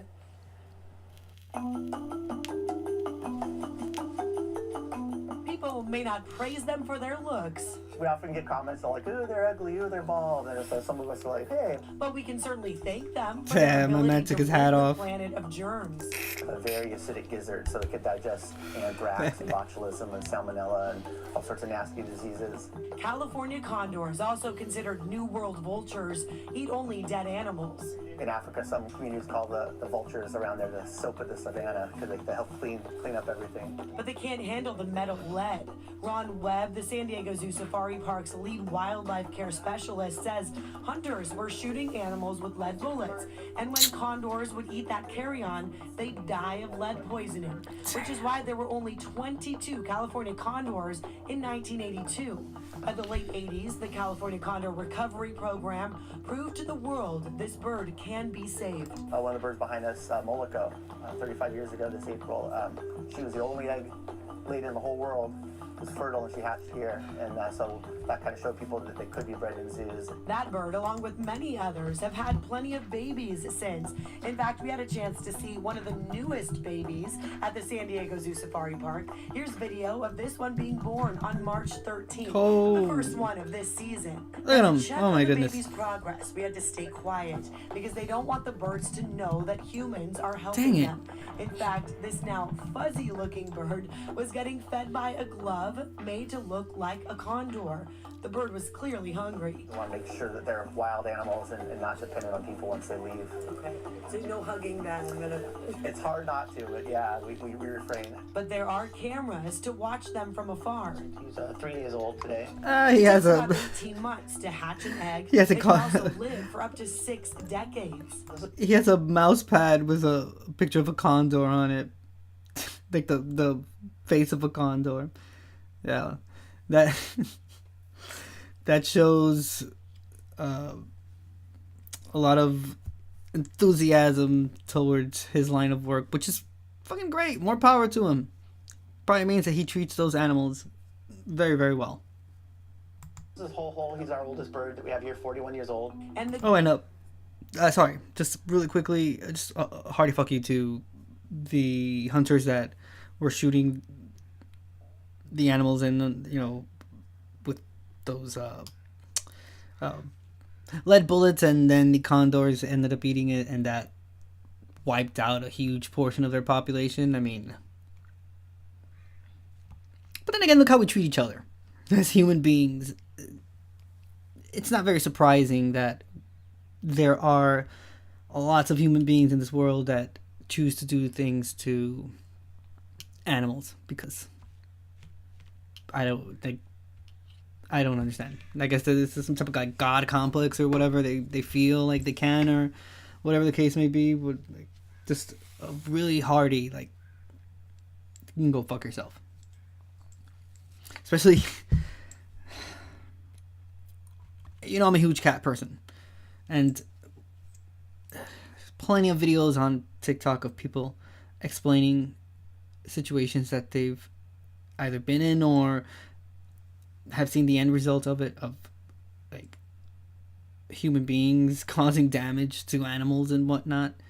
I mean, people poach like animals that are on the brink of extinction for fun. Like,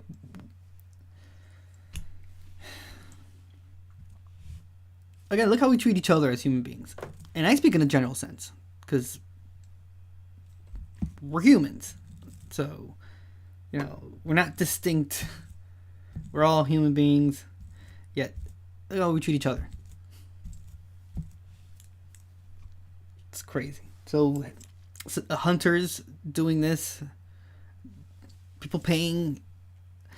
not only people paying a shit ton of money to like kill animals in foreign countries, but the corruption that is within the same people that should be taking care of those animals are then opening doors for people to do like their hunting stuff. Listen, we live in a pretty wretched world when it comes to that, and although I do like to repeat that, you know, there is a lot of good in the world, and there's a lot of good people. There's a lot of great people that have very honest, you know, views of the world and are more towards a, you know, force of good for it. But man alive, are there huge exceptions to that? And god damn, especially when it's done like to animals and stuff. That fucking sucks. Goal is for each of their babies to be released into the wild. With a population now of about 560 California condors, they are still critically endangered. But for the many people like Ron who've tried to save them, he dreams of the day California condors with their 9.5-foot wingspan will Holy fly over shit. San Diego again. Hopefully so. Many North American tribes see the condor as a symbol of power, calling them thunderbirds, bringing thunder to the sky with the beating of those huge wings. So this right here that you're looking at on your screen, this is the live condor cam. So this is one of the parents sitting next to one of the babies that was just hatched. So there have been 3 this month already that have been born, and half of the about 560 or so that they've helped breed and repopulate have been sent out into the wild. Shit, So they're across the desert. I think we're gonna go down another New rabbit hole. Mexico. You can watch this condor cam Because of something she said. if you click on the link to this story at cbs8.com/earth8, you'll see it there during daylight hours. You can see the little baby, little fuzzy baby, Oh, look at starting him. off so cute. And then, as you see, they turn into these, you know, bald, red-eyed, giant condors. But they're all there for a purpose. They clean our planet. I was just gonna say, we usually think of them as roadkill, circulating and getting in there and getting all that stuff. That's kind of how we usually think. But to know the fascinating story behind them and how we're raising them and the shortage of them, how they're building the population, and using that little condor glove. Isn't that amazing? Pretty It's like impressive. literally a condor puppet. Yes. And he puts it on his hand every time to feed the babies, because they really don't want them used to human contact. Absolutely. Because these birds are going to be flying over our skies. The baby was sold on it. So, yeah, That's all the that baby matters. was hungry. That was good. Listen, we're gonna go down another rabbit hole now. But before I go into, I'm gonna look for it so it doesn't slip my mind.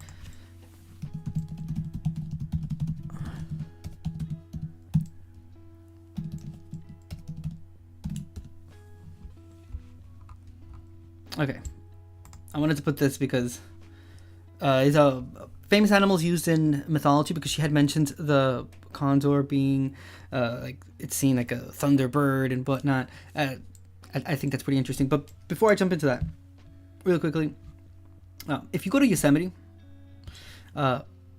which is why I understand why they don't want the animals, especially when they're babies, to have like that contact with human beings, because not only does it create that dependency towards like humans, and I'm gonna give you an explanation on that right now.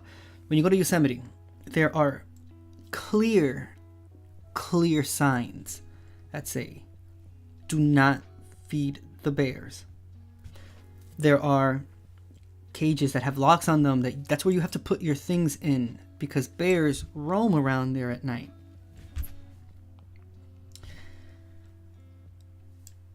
Human beings, especially now since the birth of social media and the need for attention that people have, they put themselves into certain situations, or they put the animals into certain situations that later have consequences to them.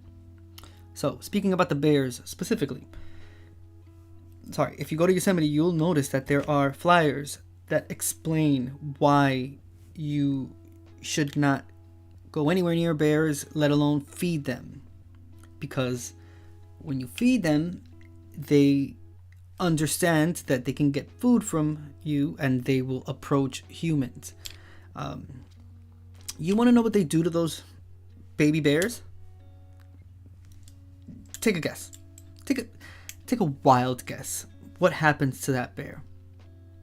I'll give you another situation. There's a video circulating on TikTok. I saw it yesterday of a woman that she gets really close to a bison. And bull.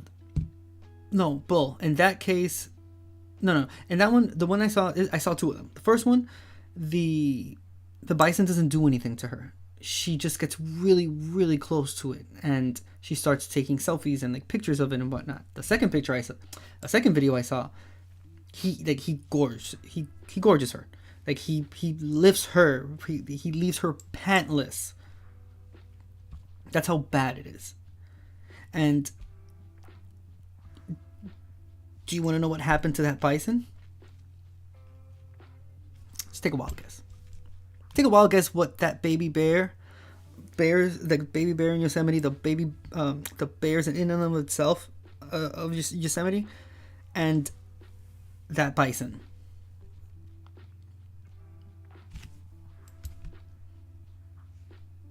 Yeah, they kill him. They off him. It's plain and simple. They basically, they get rid of him. Because of the fact that once there is contact with human beings, it creates a problem. But whose fault is it?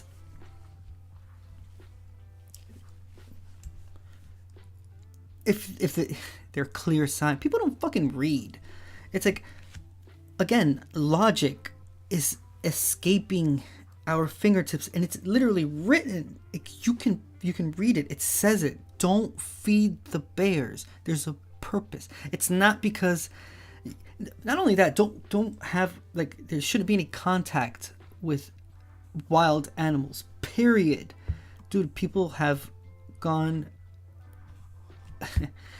great lengths to do some stupid shit. Dude, people go and they like pet like the baby bears and shit, and they have to kill them afterwards.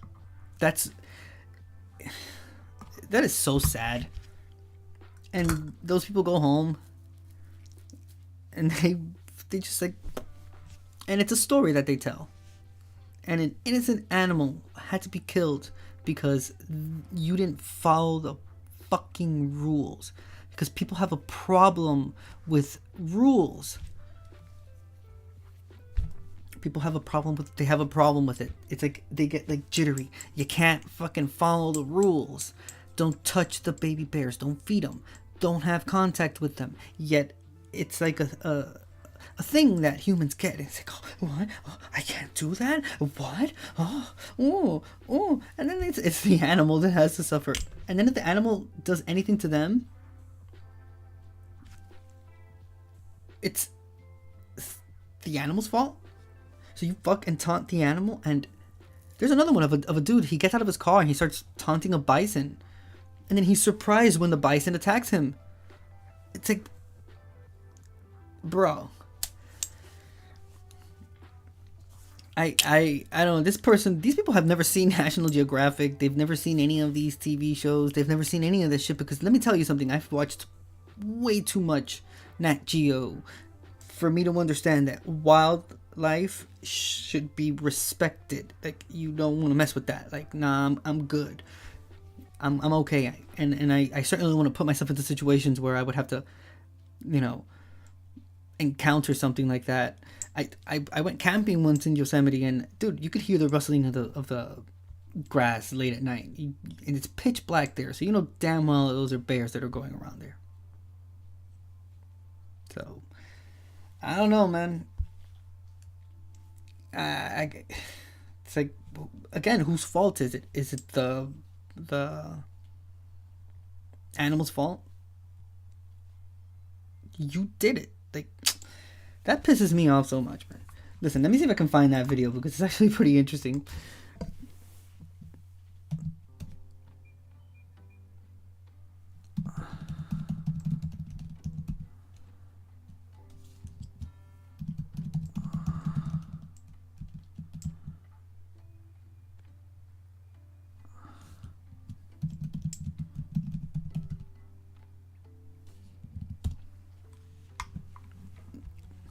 Okay, so this is transition. Okay, listen. This is the video. Let me see. Go into the video section. So, title of the video: Bison tosses woman out of her pants. It seems like a dream photo op as these sightseers come across a herd of bison. But this woman starts raising concerns. How close does she have to get?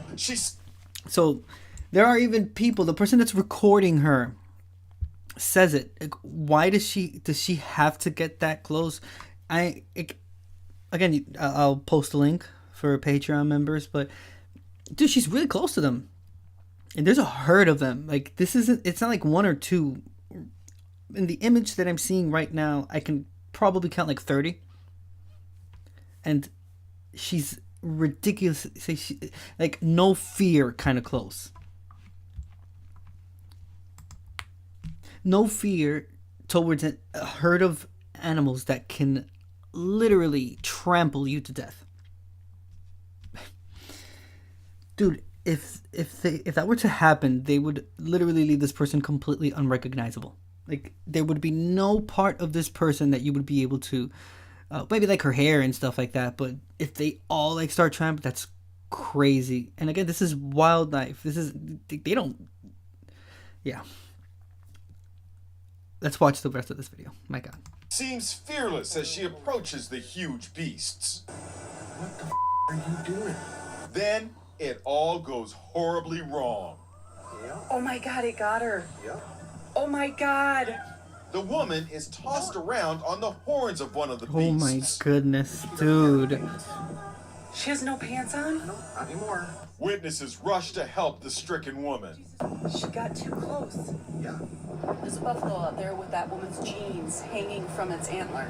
Oh wow. And she is right here. Oh You my can see goodness. the jeans hanging from the bison's horns. Eventually, this guy manages to retrieve them. Oh my gosh, there's her keys.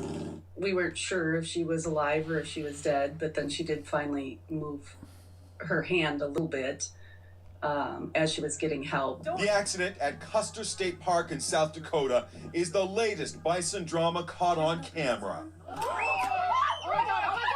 Oh wow. This youngster survived a bison. Oh shit. Dude, the bison charges towards someone and literally throws this person up into the air.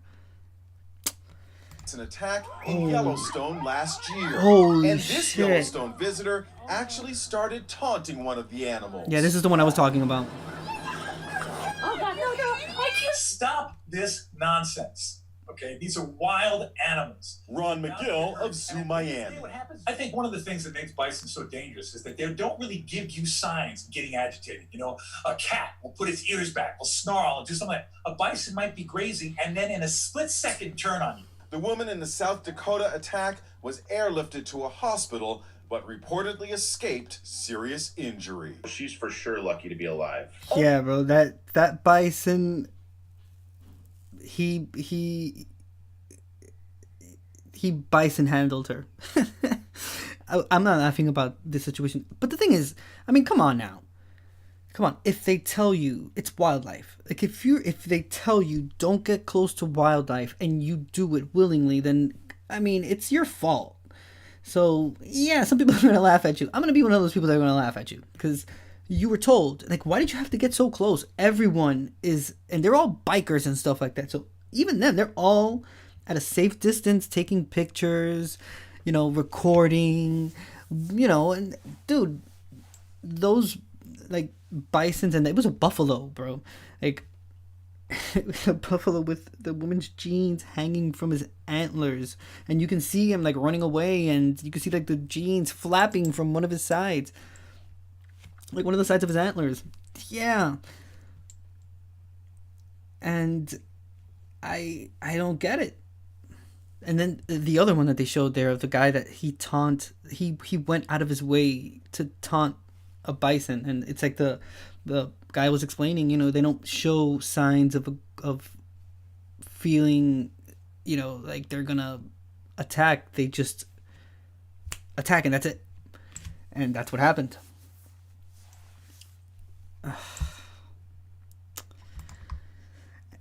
And I'll repeat one more time. The tragic thing is that once there's any contact with a human being, they kill the animal. So, I don't know if they're going to mention it, but most likely, that bison, they probably killed it.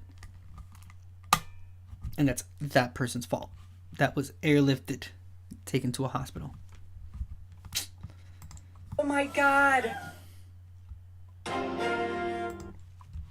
That bison dude, I mean, he literally rattled that woman from side to side. If done with enough force, which obviously a bison could, if he would have really, really wanted to do it, dude, he could have probably dislocated something from her, like, spine or something, if he would have done it a little bit harder than the way he was, like, shaking her at that moment. But before we move on to that other article, hold on, because this is interesting.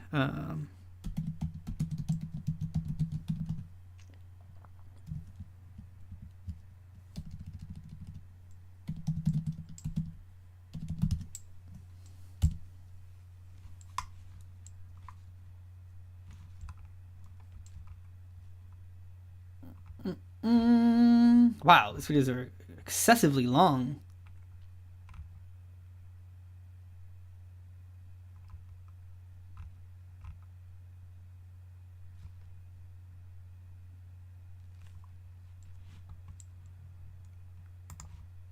Okay. Oh shit, the raccoon. Oh my god, dude. Have you guys seen this video? I saw it on TikTok. The one of the little girl that's screaming. Okay, this is called a wild animal attacks on 2 young girls caught on camera. Bro. I haven't seen the second one. The first one, that one, the little girl screaming with the raccoon on her leg, that is a show of a mama bear, let me tell you. Yo, her mom was the true hero. Wow, you'll see. I'm gonna let the video play. Oh Their shit! screams for help are enough to get most any parent to spring into action. 2 little girls on both coasts of the country in horrific daytime animal attacks. Bro, and that raccoon, I don't know where he got that strength from, but it held on to that little girl's leg for dear life. Watch, you'll see. I haven't seen the second one though. I wonder what it looks like. A dog, but it's a little blurry. Like, that's the second image.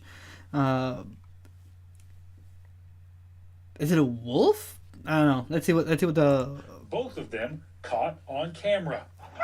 Or is it a dog? Oh no, it's a dog. The first in Los Angeles, where a 2-year-old girl was attacked by a wild coyote. Oh shit! Screaming Oh damn! and cry. I thought she fall down, and then I saw the coyote was there. The little girl's parents, still in shock, Oh are speaking out. shit! Pants were Dude, no, he no joke, like, oh shit, he actually, like, bit into the little girl's foot, into her leg. Holy shit, that is. And then I saw the coyote was there. The little girl's parents, still in shock, are speaking out. Her pants were stained shit. with blood. Look I took it defiant. off, and then I noticed Stood right there. the scratches that it made on her. The couple's Ring doorbell camera captured the moment the coyote first approaches the toddler and her dad as they stand near their car. The wild animal then snatches the girl from behind and knocks her to the ground, where it tosses her body around. Soon after, the father Dude, like a is rag scaring off doll. the animal by throwing a water bottle at it and rushing off to get help. We had to get rabies shots on her. We just hope everything is going to be okay. The family says they've lived in this location for 3 years, and nothing like this has happened to them before. Wow, I just get surprised every time they show the. the video, he Nothing like ever like this. They always just run away. Officials telling NBC Los Angeles that they took bloody clothes in for DNA matching to begin the process of trapping the coyote. Just last summer, there was another coyote attack on a 2-year-old girl in Huntington Beach. That coyote was shot and killed by officials. In Connecticut, another terrifying animal attack caught on camera. That's This Mama time, Bear. a raccoon seen attacking a 5-year-old girl. Her mother, shit. Logan McNamara, rushing out to help. At one point, her daughter was in one hand and the raccoon in her other. Mama Bear, bro. Holy shit. You gotta. Oh shit, she grabs onto that raccoon, bro. The animal clinging on Look! until the mom manages to fling it into their yard. A little girl was. Hold on, but they didn't show the other part. Like, before she flings it, she tries to fling it the first time, and the raccoon just like digs its nails into the woman's like forearm, and it won't let go, like, for dear life. And it just hold on, and you see that she's just like rattling. She ends up screaming, I think, to the neighbor that it's a raccoon, and she's like asking for help and shit. But then the second time she does it was just what we see there. She then flings a raccoon, and dude, when she flings it and she goes back inside the house, do you think the raccoon leaves? Nah, that raccoon went in round 2 and it was going straight back to the door. That's where the video ends. Yep, was flinged, falls, rolls, looks right to the house and starts walking right back towards it. Again, I'm happy that they are okay. Obviously, the coyote one is a lot worse, and that could have gone south really quickly. That could have really gone dark. So I'm glad that was all that happened. But it's odd that in both situations it was children. It's crazy. But wow, again, the coyote video that we saw previous, he comes out unexpectedly, and just he flings her like a rag doll, and you can tell that he bit deep into her leg. Oh man, that sucks, dude. That little girl was just like probably like minding her own business, waiting to go into the car, and all of a sudden she's on the floor being dragged by a coyote. Wow, that is so crazy. And there's video proof of it. Taken to the hospital to get rabies shots. Animal control was not able to track that animal down. See? The family now setting traps around their home to avoid any future incidents. Well, both the raccoons and coyotes can be out in the daytime, and that doesn't necessarily mean they're sick or a danger, but it is still best to avoid them. Experts also say if an attack does happen, whether it's a bite or a scratch, even if it doesn't seem too severe, you should still get medical treatment. Damn. That is crazy.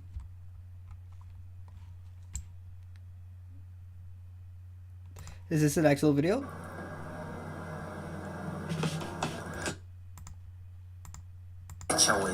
Nope. Would have been very interesting to see if they wouldn't have added the copyright music to it. But damn, that's crazy. And that's only those two situations. Just imagine like all of the other ones that are like recorded and whatnot.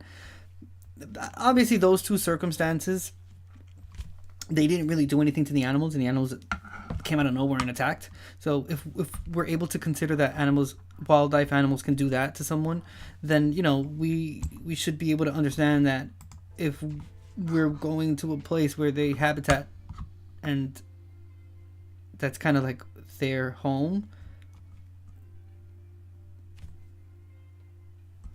keep away from them. Just like keep away. So really quickly before you go into okay, so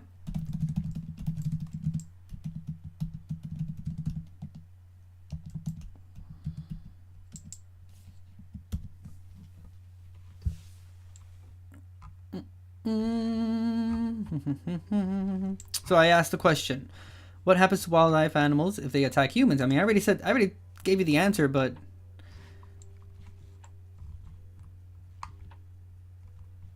okay, so this is an article from the Washington Post that I'm going to give it a minute to see if they're going to let me read it. Wow, this would have been so interesting to read. Whoa, wow, that's a nice picture. Okay, so this is from daily.jstor.org, and it says, animal attack. Odds are it's your fault. See? Wild animal attacks on people are rare, but when they happen, human actions are frequently responsible. Albeit, there are exceptions, like the videos that we saw. There are exceptions when... I mean, it depends on what you consider an exception, because if you really want to go into the actual truth of it, I mean, we did build over their homes, so... But, given that circumstance, because that's the reality of it,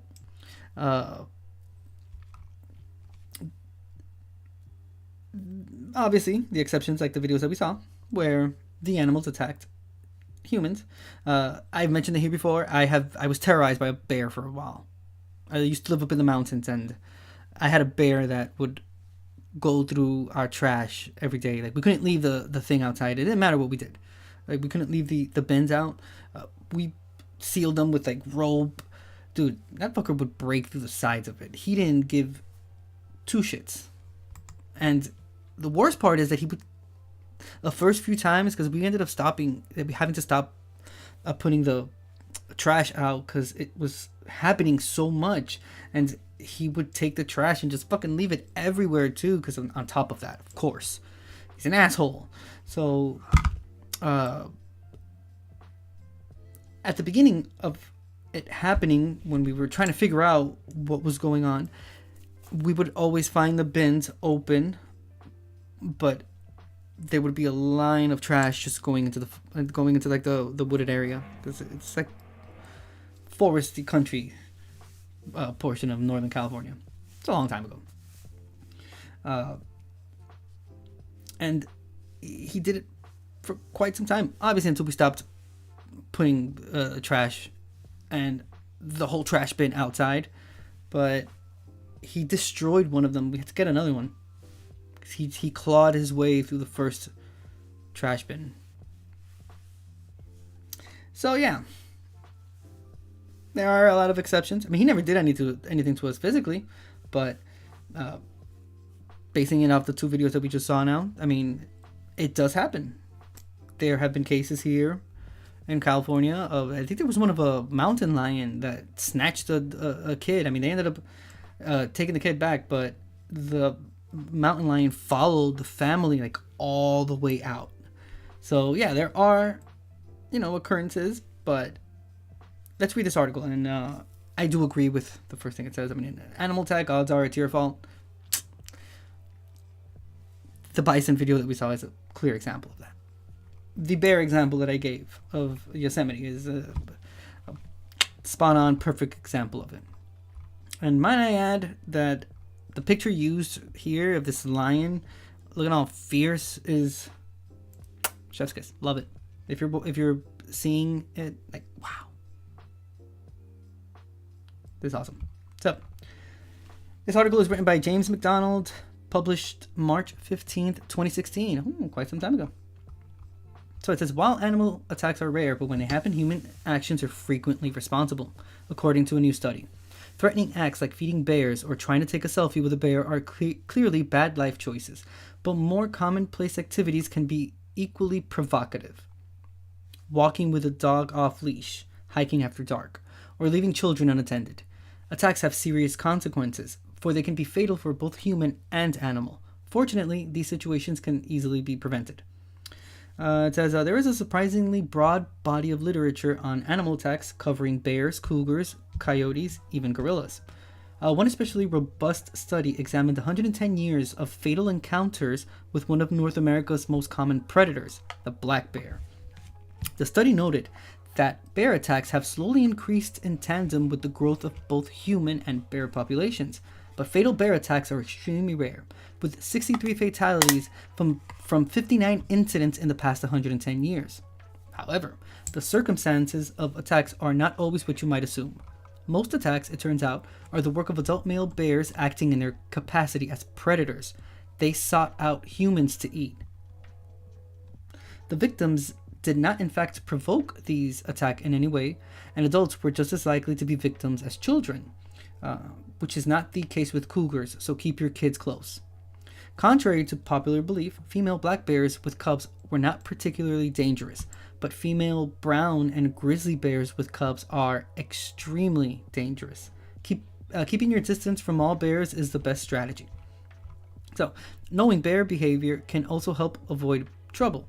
Bear walking around, give it space. Bear slapping the ground, growling, clicking its teeth, false charging. These are, you won't be surprised to learn, threatening. So leave the area. I'm glad there's actually people that do their due diligence when it comes to this information, because I saw this video on TikTok a while ago, and it was someone that was explaining what to do if you encounter these different type of bears. And let me tell you that the advice that this person was giving was a huge no-no, and then people ate that shit up.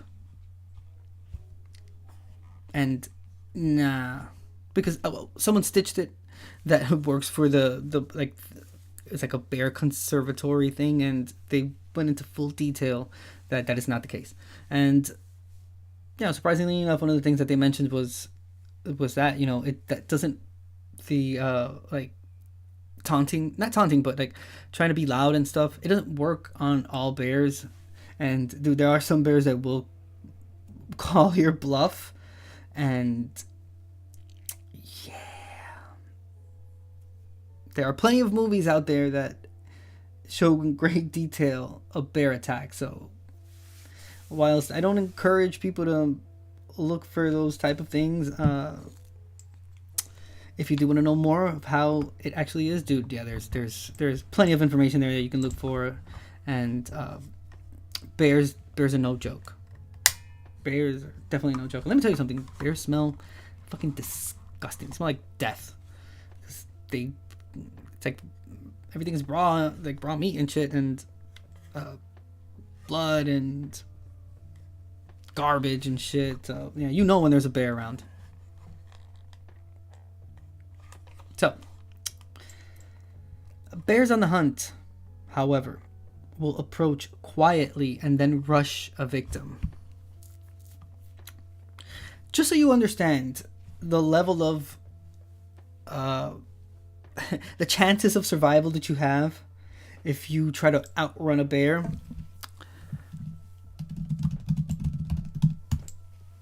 How fast is a bear? So, a polar bear can run 25 miles per hour. A brown bear can run 35 miles per hour.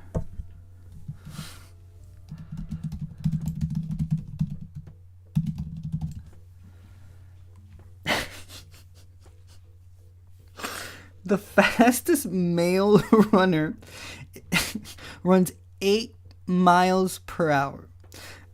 Female, 6.5 miles per hour. So yeah, that's like an average. Yeah. The fastest anyone has run was Usain Bolt, and he ran a world record 100-meter dash. He did a 27.5 miles per hour. So I think Usain Bolt would be the only one that could maybe survive if that were to happen, because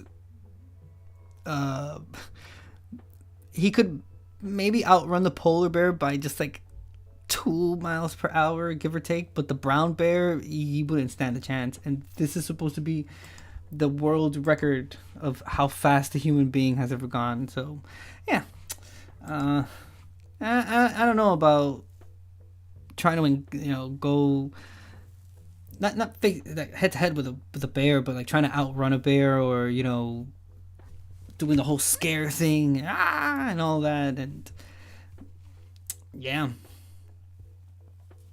You know how well, I don't have to tell you how big a bear is, because they're pretty huge. Listen, if you see any signs that a bear is stalking you, take immediate deterrent action. Shout, sing, blow whistles, wave your arms, wave sticks. Do not be shy. Bears typically, that's the main word that I want us to focus on. Typically, not bears always back off. No. They typically back off when people respond noisily. Most attacks took place against 1 or 2 people, so try hiking with a bigger group. Be extremely wary of hungry or injured bears.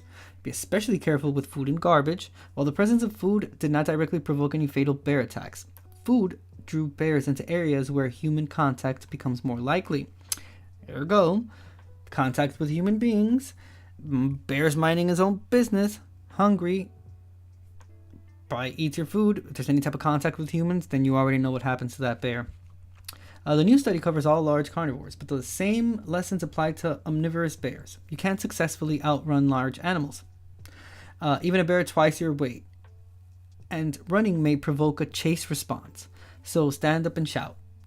Bottom line, these incidents are so rare you shouldn't worry, but a little foreknowledge never hurt.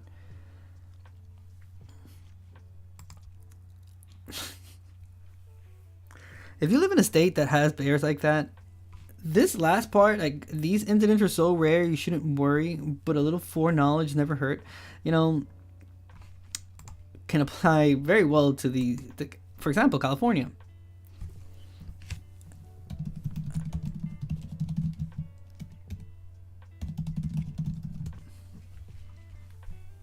Bro, because look at the audacity. This was from February 21st, 2022. And it's a giant bear known as Hank the Tank burglarizes another Lake Tahoe, what is it, home? Bear has been breaking into a scary sight, to say the least. A 500-pound bear has been breaking into homes in South Lake Tahoe. As reporter Alina Jones found out, people who live in that area say that the bear break-ins are getting a little unbearable.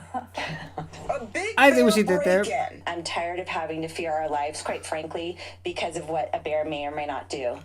Okay, but it kind of sounds like you want the bear to be offed, because it's, I don't know, that's kind of what I'm getting there from this conversation. Well, I understand, but you know, okay, all right. Marchetti Let me give her the benefit of the doubt. Lives across the street from where Hank, a 500-pound black bear, broke into their neighbor's Tahoe Keys home. Mind your business. We have to be able to protect our children, and we have to be able to walk out of our house.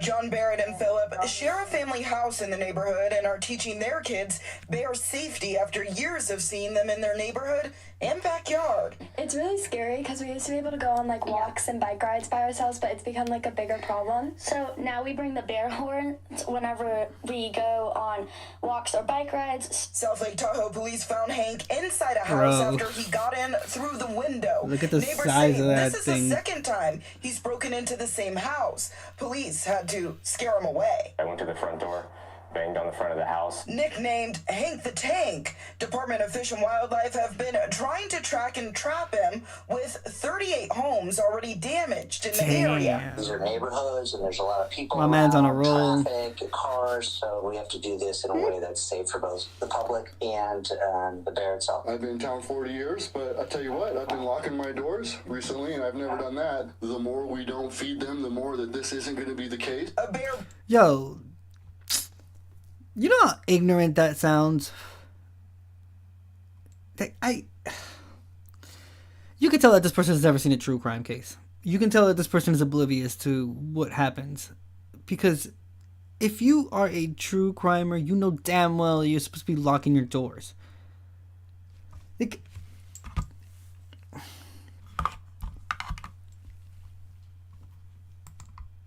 this was 2022. In the year 2022, this person is telling me that they're only locking their doors so a bear doesn't come in. Do you understand the bubble that you have to live in to say something like that? Because obviously, dude, cases. One of the things that happen a lot in true crime cases is that people tend to say that when something happens in their town, they're like, oh, this wasn't supposed to happen here. This is so and so. This never happens here. Anywhere where there's a conglomerate of human beings, that there's like a bunch of humans living together, dude, you are at risk of something happening to you. Like, it's weird that people live in this like old thinking like mentality. You know that shit used to happen back then too. It's not like serial killers didn't exist or like murders and shit like that. It's just that maybe the information was not as accessible as it is now, so you know about things a lot quicker, but it's not like it didn't happen before. So for you to be able to sit there and say that, you know, you're locking your doors now because of a bear, dude, you should be locking your fucking doors, period. Damn it. Which one is a serial killer? There's a serial killer, and when he was caught, he said that that's what he used to go door by door, and the person that he would do the thing to was the one that would leave their door unlocked. He admitted it. He went door by door. And locked doors, he would just keep moving. The door that was open, bang, that's the door that he would go into. And then you're left surprised, like, oh, I never thought this could happen here. Oh, not in this town. Why? That's a really weird way of thinking. Let me tell you something. You gotta be alert at all times. Man, lock your fucking doors. Lock your doors, like your patio doors. Put some things like the little, if you can't put like an alarm system, dude, put those little things with the on and off switches on them, that if it gets separated from like the magnet and whatnot, it starts making this really loud noise. Anything. Those like bars that you put on windows, because you never fucking know. That's like a very, you know, at the bare minimum, there's people that don't even lock their cars. At the bare minimum, dude.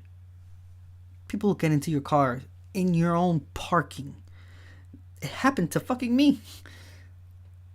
I left my car unlocked once, and that was the night they came in and they just stole a whole bunch of shit from my car. It's on me for leaving my car unlocked. But it's I don't know, it's like the ignorance of, oh, well, I have to start locking my doors now. Bro, you have, so wait, hold on. You're worried about the protection of your kids, yet you sleep with the door unlocked? Make it make sense. Like, how does that work? Chat, can someone explain it to me? Like, I don't understand that. That's like two opposing things. Like, wait, so you're telling me that you protect your kids, but you sleep with the door unlocked. Even if you live in a state that has that you can open carry like that, and you can have like guns in your house and like, you know what, you still have to sleep.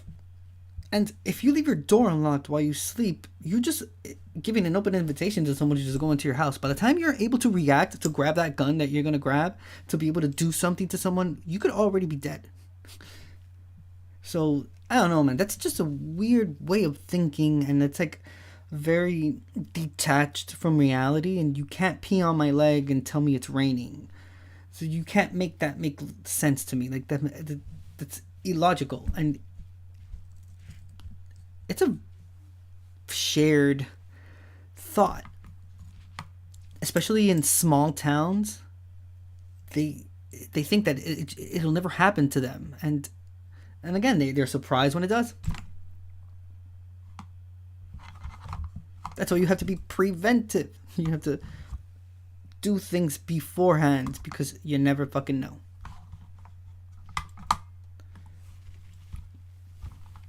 That never happens here. Well, it did now. Burden, residents hope, and soon. I don't know who should be acting, but somebody needs to act. This has been going on for a very long time, and eventually something very, very bad is going to happen. That was reporter Melina Jones. Fish and wildlife officials say that if the bear is captured, it could be killed or... See? relocated away from home. I feel like that lady knows that. That's what she's advocating for. She's like, I want him gone. I'm tired of this dude. Let's see.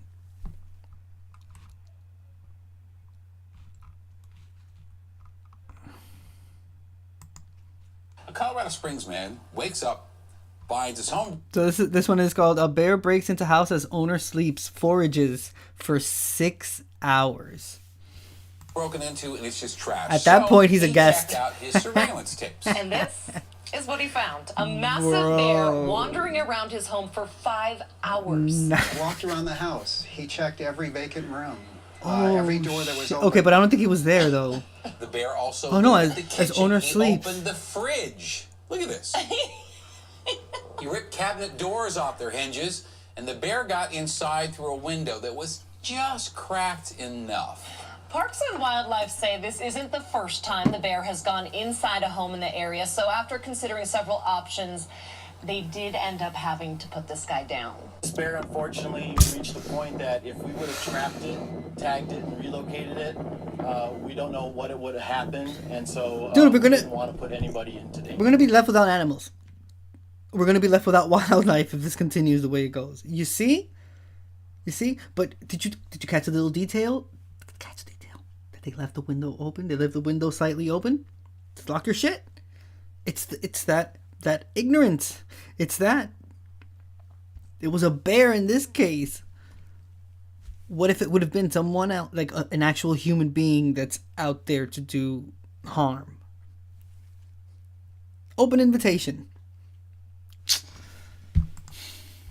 This story just took And then such in a this tragic case, end. Now homeowners in the area killed say a they bear. do agree with the action, saying it But it's just like fucking living though. Like, was pretty clear that bear was not afraid of humans. And then we have.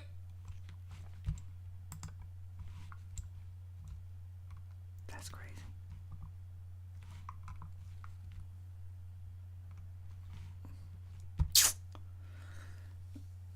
They call it Airbnb bear.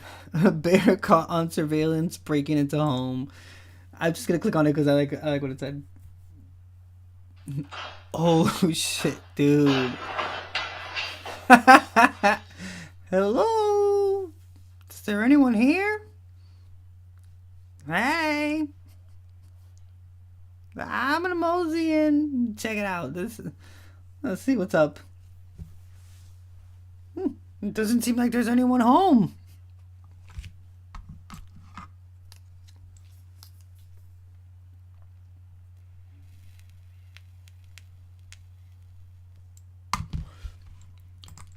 Wait, look at this one. Hold on.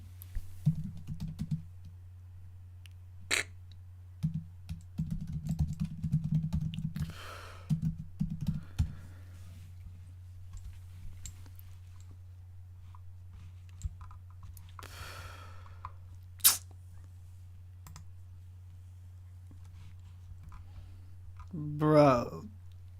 Albeit, this is an old video. This is from 2020, but... Ready to roll. The wild bear ready to roll in a pickup truck. Hops in, locks the door. Damn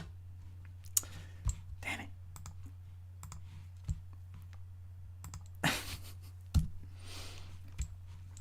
I'm sorry, I just went down the bear path because it's interesting.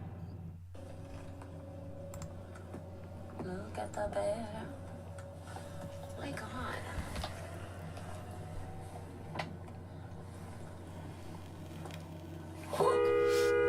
Yeah. Oh my god, the bear is in the truck. My man opened the front driver's seat and he goes in and he just like... Dad, don't pull up so far. I need to be able to see. Oh, fuck. He locked himself in it. Dad, you gotta go to their door. What? You gotta go to their door. I'll honk from outside.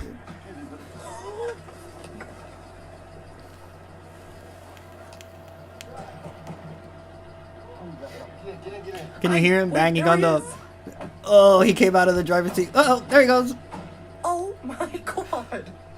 Oh, he's so cute though. Yeah, he's cute. Yo, that bear will... And that's not a big bear. That looks like it's a kind of like a teen bear. an adult bear can yeah, it can kill you with one swing. Let's just leave it at that. If that bear decides to roll over you, yeah, a human pancake.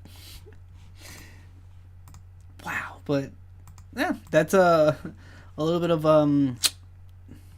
bears. And again, just to reiterate, they already said it in the previous video that we saw, but I'm just gonna say it one more time. See that bear that went into that car will probably be, if it already has more occurrences, will probably be like hunted and killed, because it already has had contact with human beings. Albeit it did go into the truck's front door seat, but the driver's seat, but nonetheless, moral of the story and why I went down this rabbit hole is, we as humans have to be a little bit more conscious about wildlife, and not to fuck with them. Not to fuck with them, because as human beings, we have decided that we are on this higher plane of existence than animals. So if said animals come in contact with us, the gods, then the animal has to pay for that. So, you know what, just mind your business. Stay in your lane, bruh. They're wildlife animals. Leave them be. Leave them happy. Leave them to themselves. And you keep to yourself. Obviously, if situations like this happen, you call animal wildlife and whatnot. You call the whatever it is, like animal control. You let them deal with it, and they have ways that they will deal with it. Hopefully, if they'll just trap the animal and just release it, and that's it. That's like crossing fingers and hoping that would happen. But if like human beings tend to do, when they tend to want to be super generous and so nice. My wife was actually telling me a story about an animal the other day that it was a baby animal, and someone, out of the kindness and goodness of their heart, obviously that person didn't understand, had not read or didn't know any data, any information about said baby animal, that if you touch that baby animal, your scent, because that's one thing we don't seem to understand, that while our scent may be limited, animals have a way bigger reliance on their scent, so they smell a lot better than we could ever even possibly imagine of smelling. So that baby was not able to join the herd again, because the herd, including its mom, didn't recognize it, and the baby was just left there. And this person lifted the baby animal and tried to take him like from the I guess they were in the middle of the road or something, but turns out that baby animal was left there to fend for itself, and who knows what happened to it. And of course, there's obviously, person had to record it and whatnot, because we all need that feeling. That nice little feeling that we get. Oh, but yeah, a lot of people don't know that there's like a whole like backstory to it. The baby bear that I talked about from Yosemite, it was someone that saw the bear and was like, oh my god, I'm gonna feed it. It looks hungry. And consequence. They had to kill the baby bear. Baby bear, all cutie, the cutie patootie that they were feeding. They had to kill it. So yeah, again, moral of the story: leave wildlife alone, and you just don't put yourself into situations where there's like actual active wildlife. And if you are, respect their space and respect them, and just keep to yourself. You don't need that drama. You don't need that in your life, because life is beautiful, and there's a lot to look forward to. And again, putting yourself into a situation like that is not benefiting anyone. And also, if you're going to go to places where you will be exposed to wildlife animal, dude, do some research beforehand. Read a book, read an article, Google it. It's the year 2023. We have information at our disposal, like instantaneously. You could just look something up and bah, you'll get answers to it. So use that to your advantage, and you will limit having to find yourself in these type of situations. I'll give you another example. There's a lot of people that climb Mount Everest. They don't do research afterwards, beforehand, and they find themselves in these situations where they can't get themselves back. So, yeah, take advantage of that. Don't find yourself in front of a bear. Wow, that's crazy. That's the fact that they break into people's houses is insane.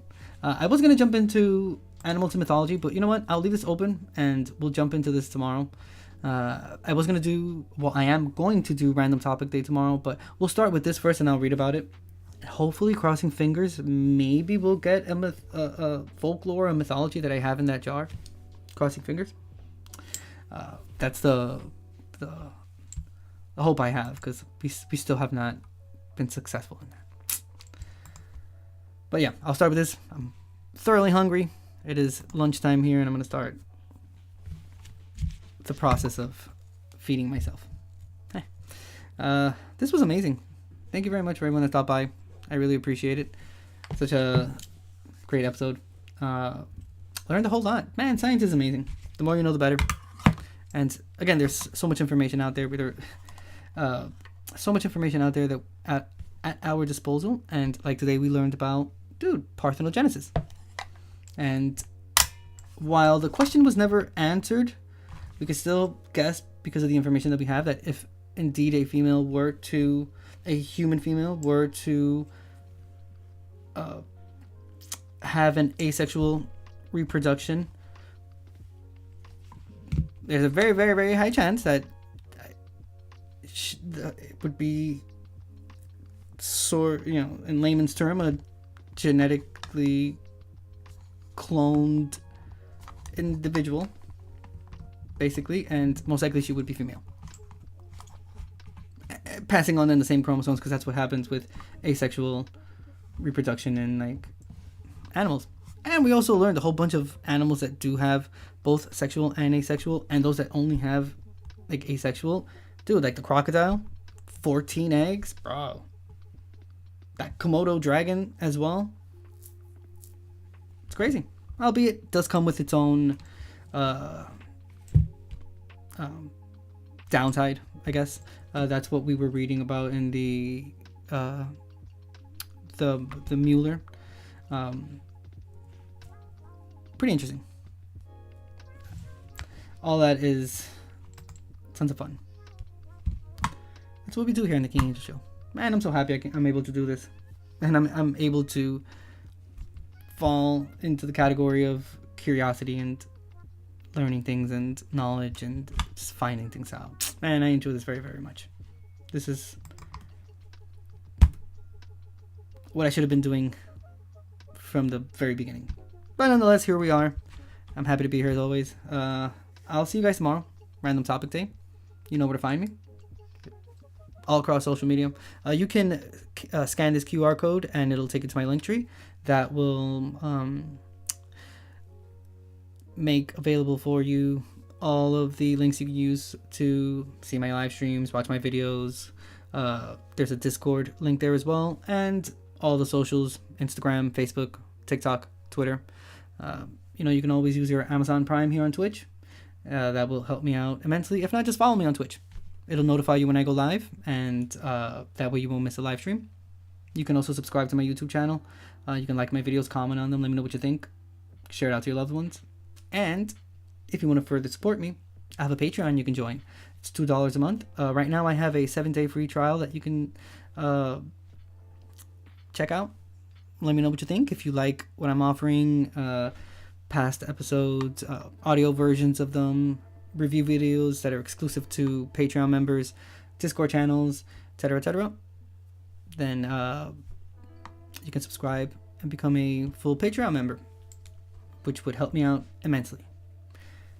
And last but not least, you know I have a Discord. King Angel's Entertainment Lounge.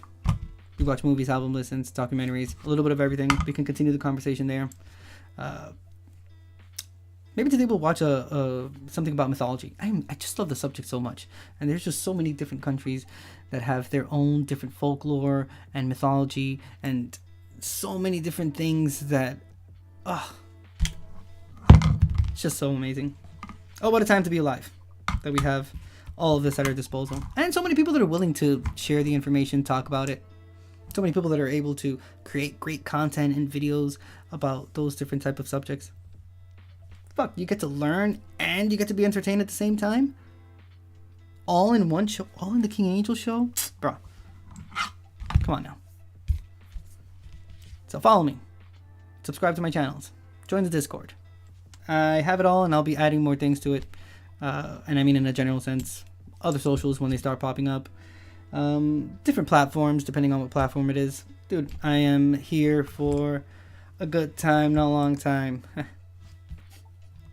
Dude, look at my t-shirt. It's like I'm fading. But only half of my body. You can still see my head. It looks weird though, look, because it looks like my t-shirt is superimposed, I guess, but it has like an opacity to it. So you can see the back of the video, but crazy. Alright. Hunger is here and I shall go deal with it. Guys, have a very wonderful day. This is the King Angel Show. I'm King Angel, a San Francisco Bay Area live streamer and content creator here on YouTube and Twitch. Again, East Coasters, hang in there. Wear your mask, air purifiers, and it sucks. But that's our reality, I guess. Have a very wonderful day, like I said before. I'll see you guys tomorrow, 10 a.m. or after 10 a.m. Pacific Standard Time, because I'm Dominican. If you know, you know. Have a great rest of your day. I'll see you over on Discord. Peace.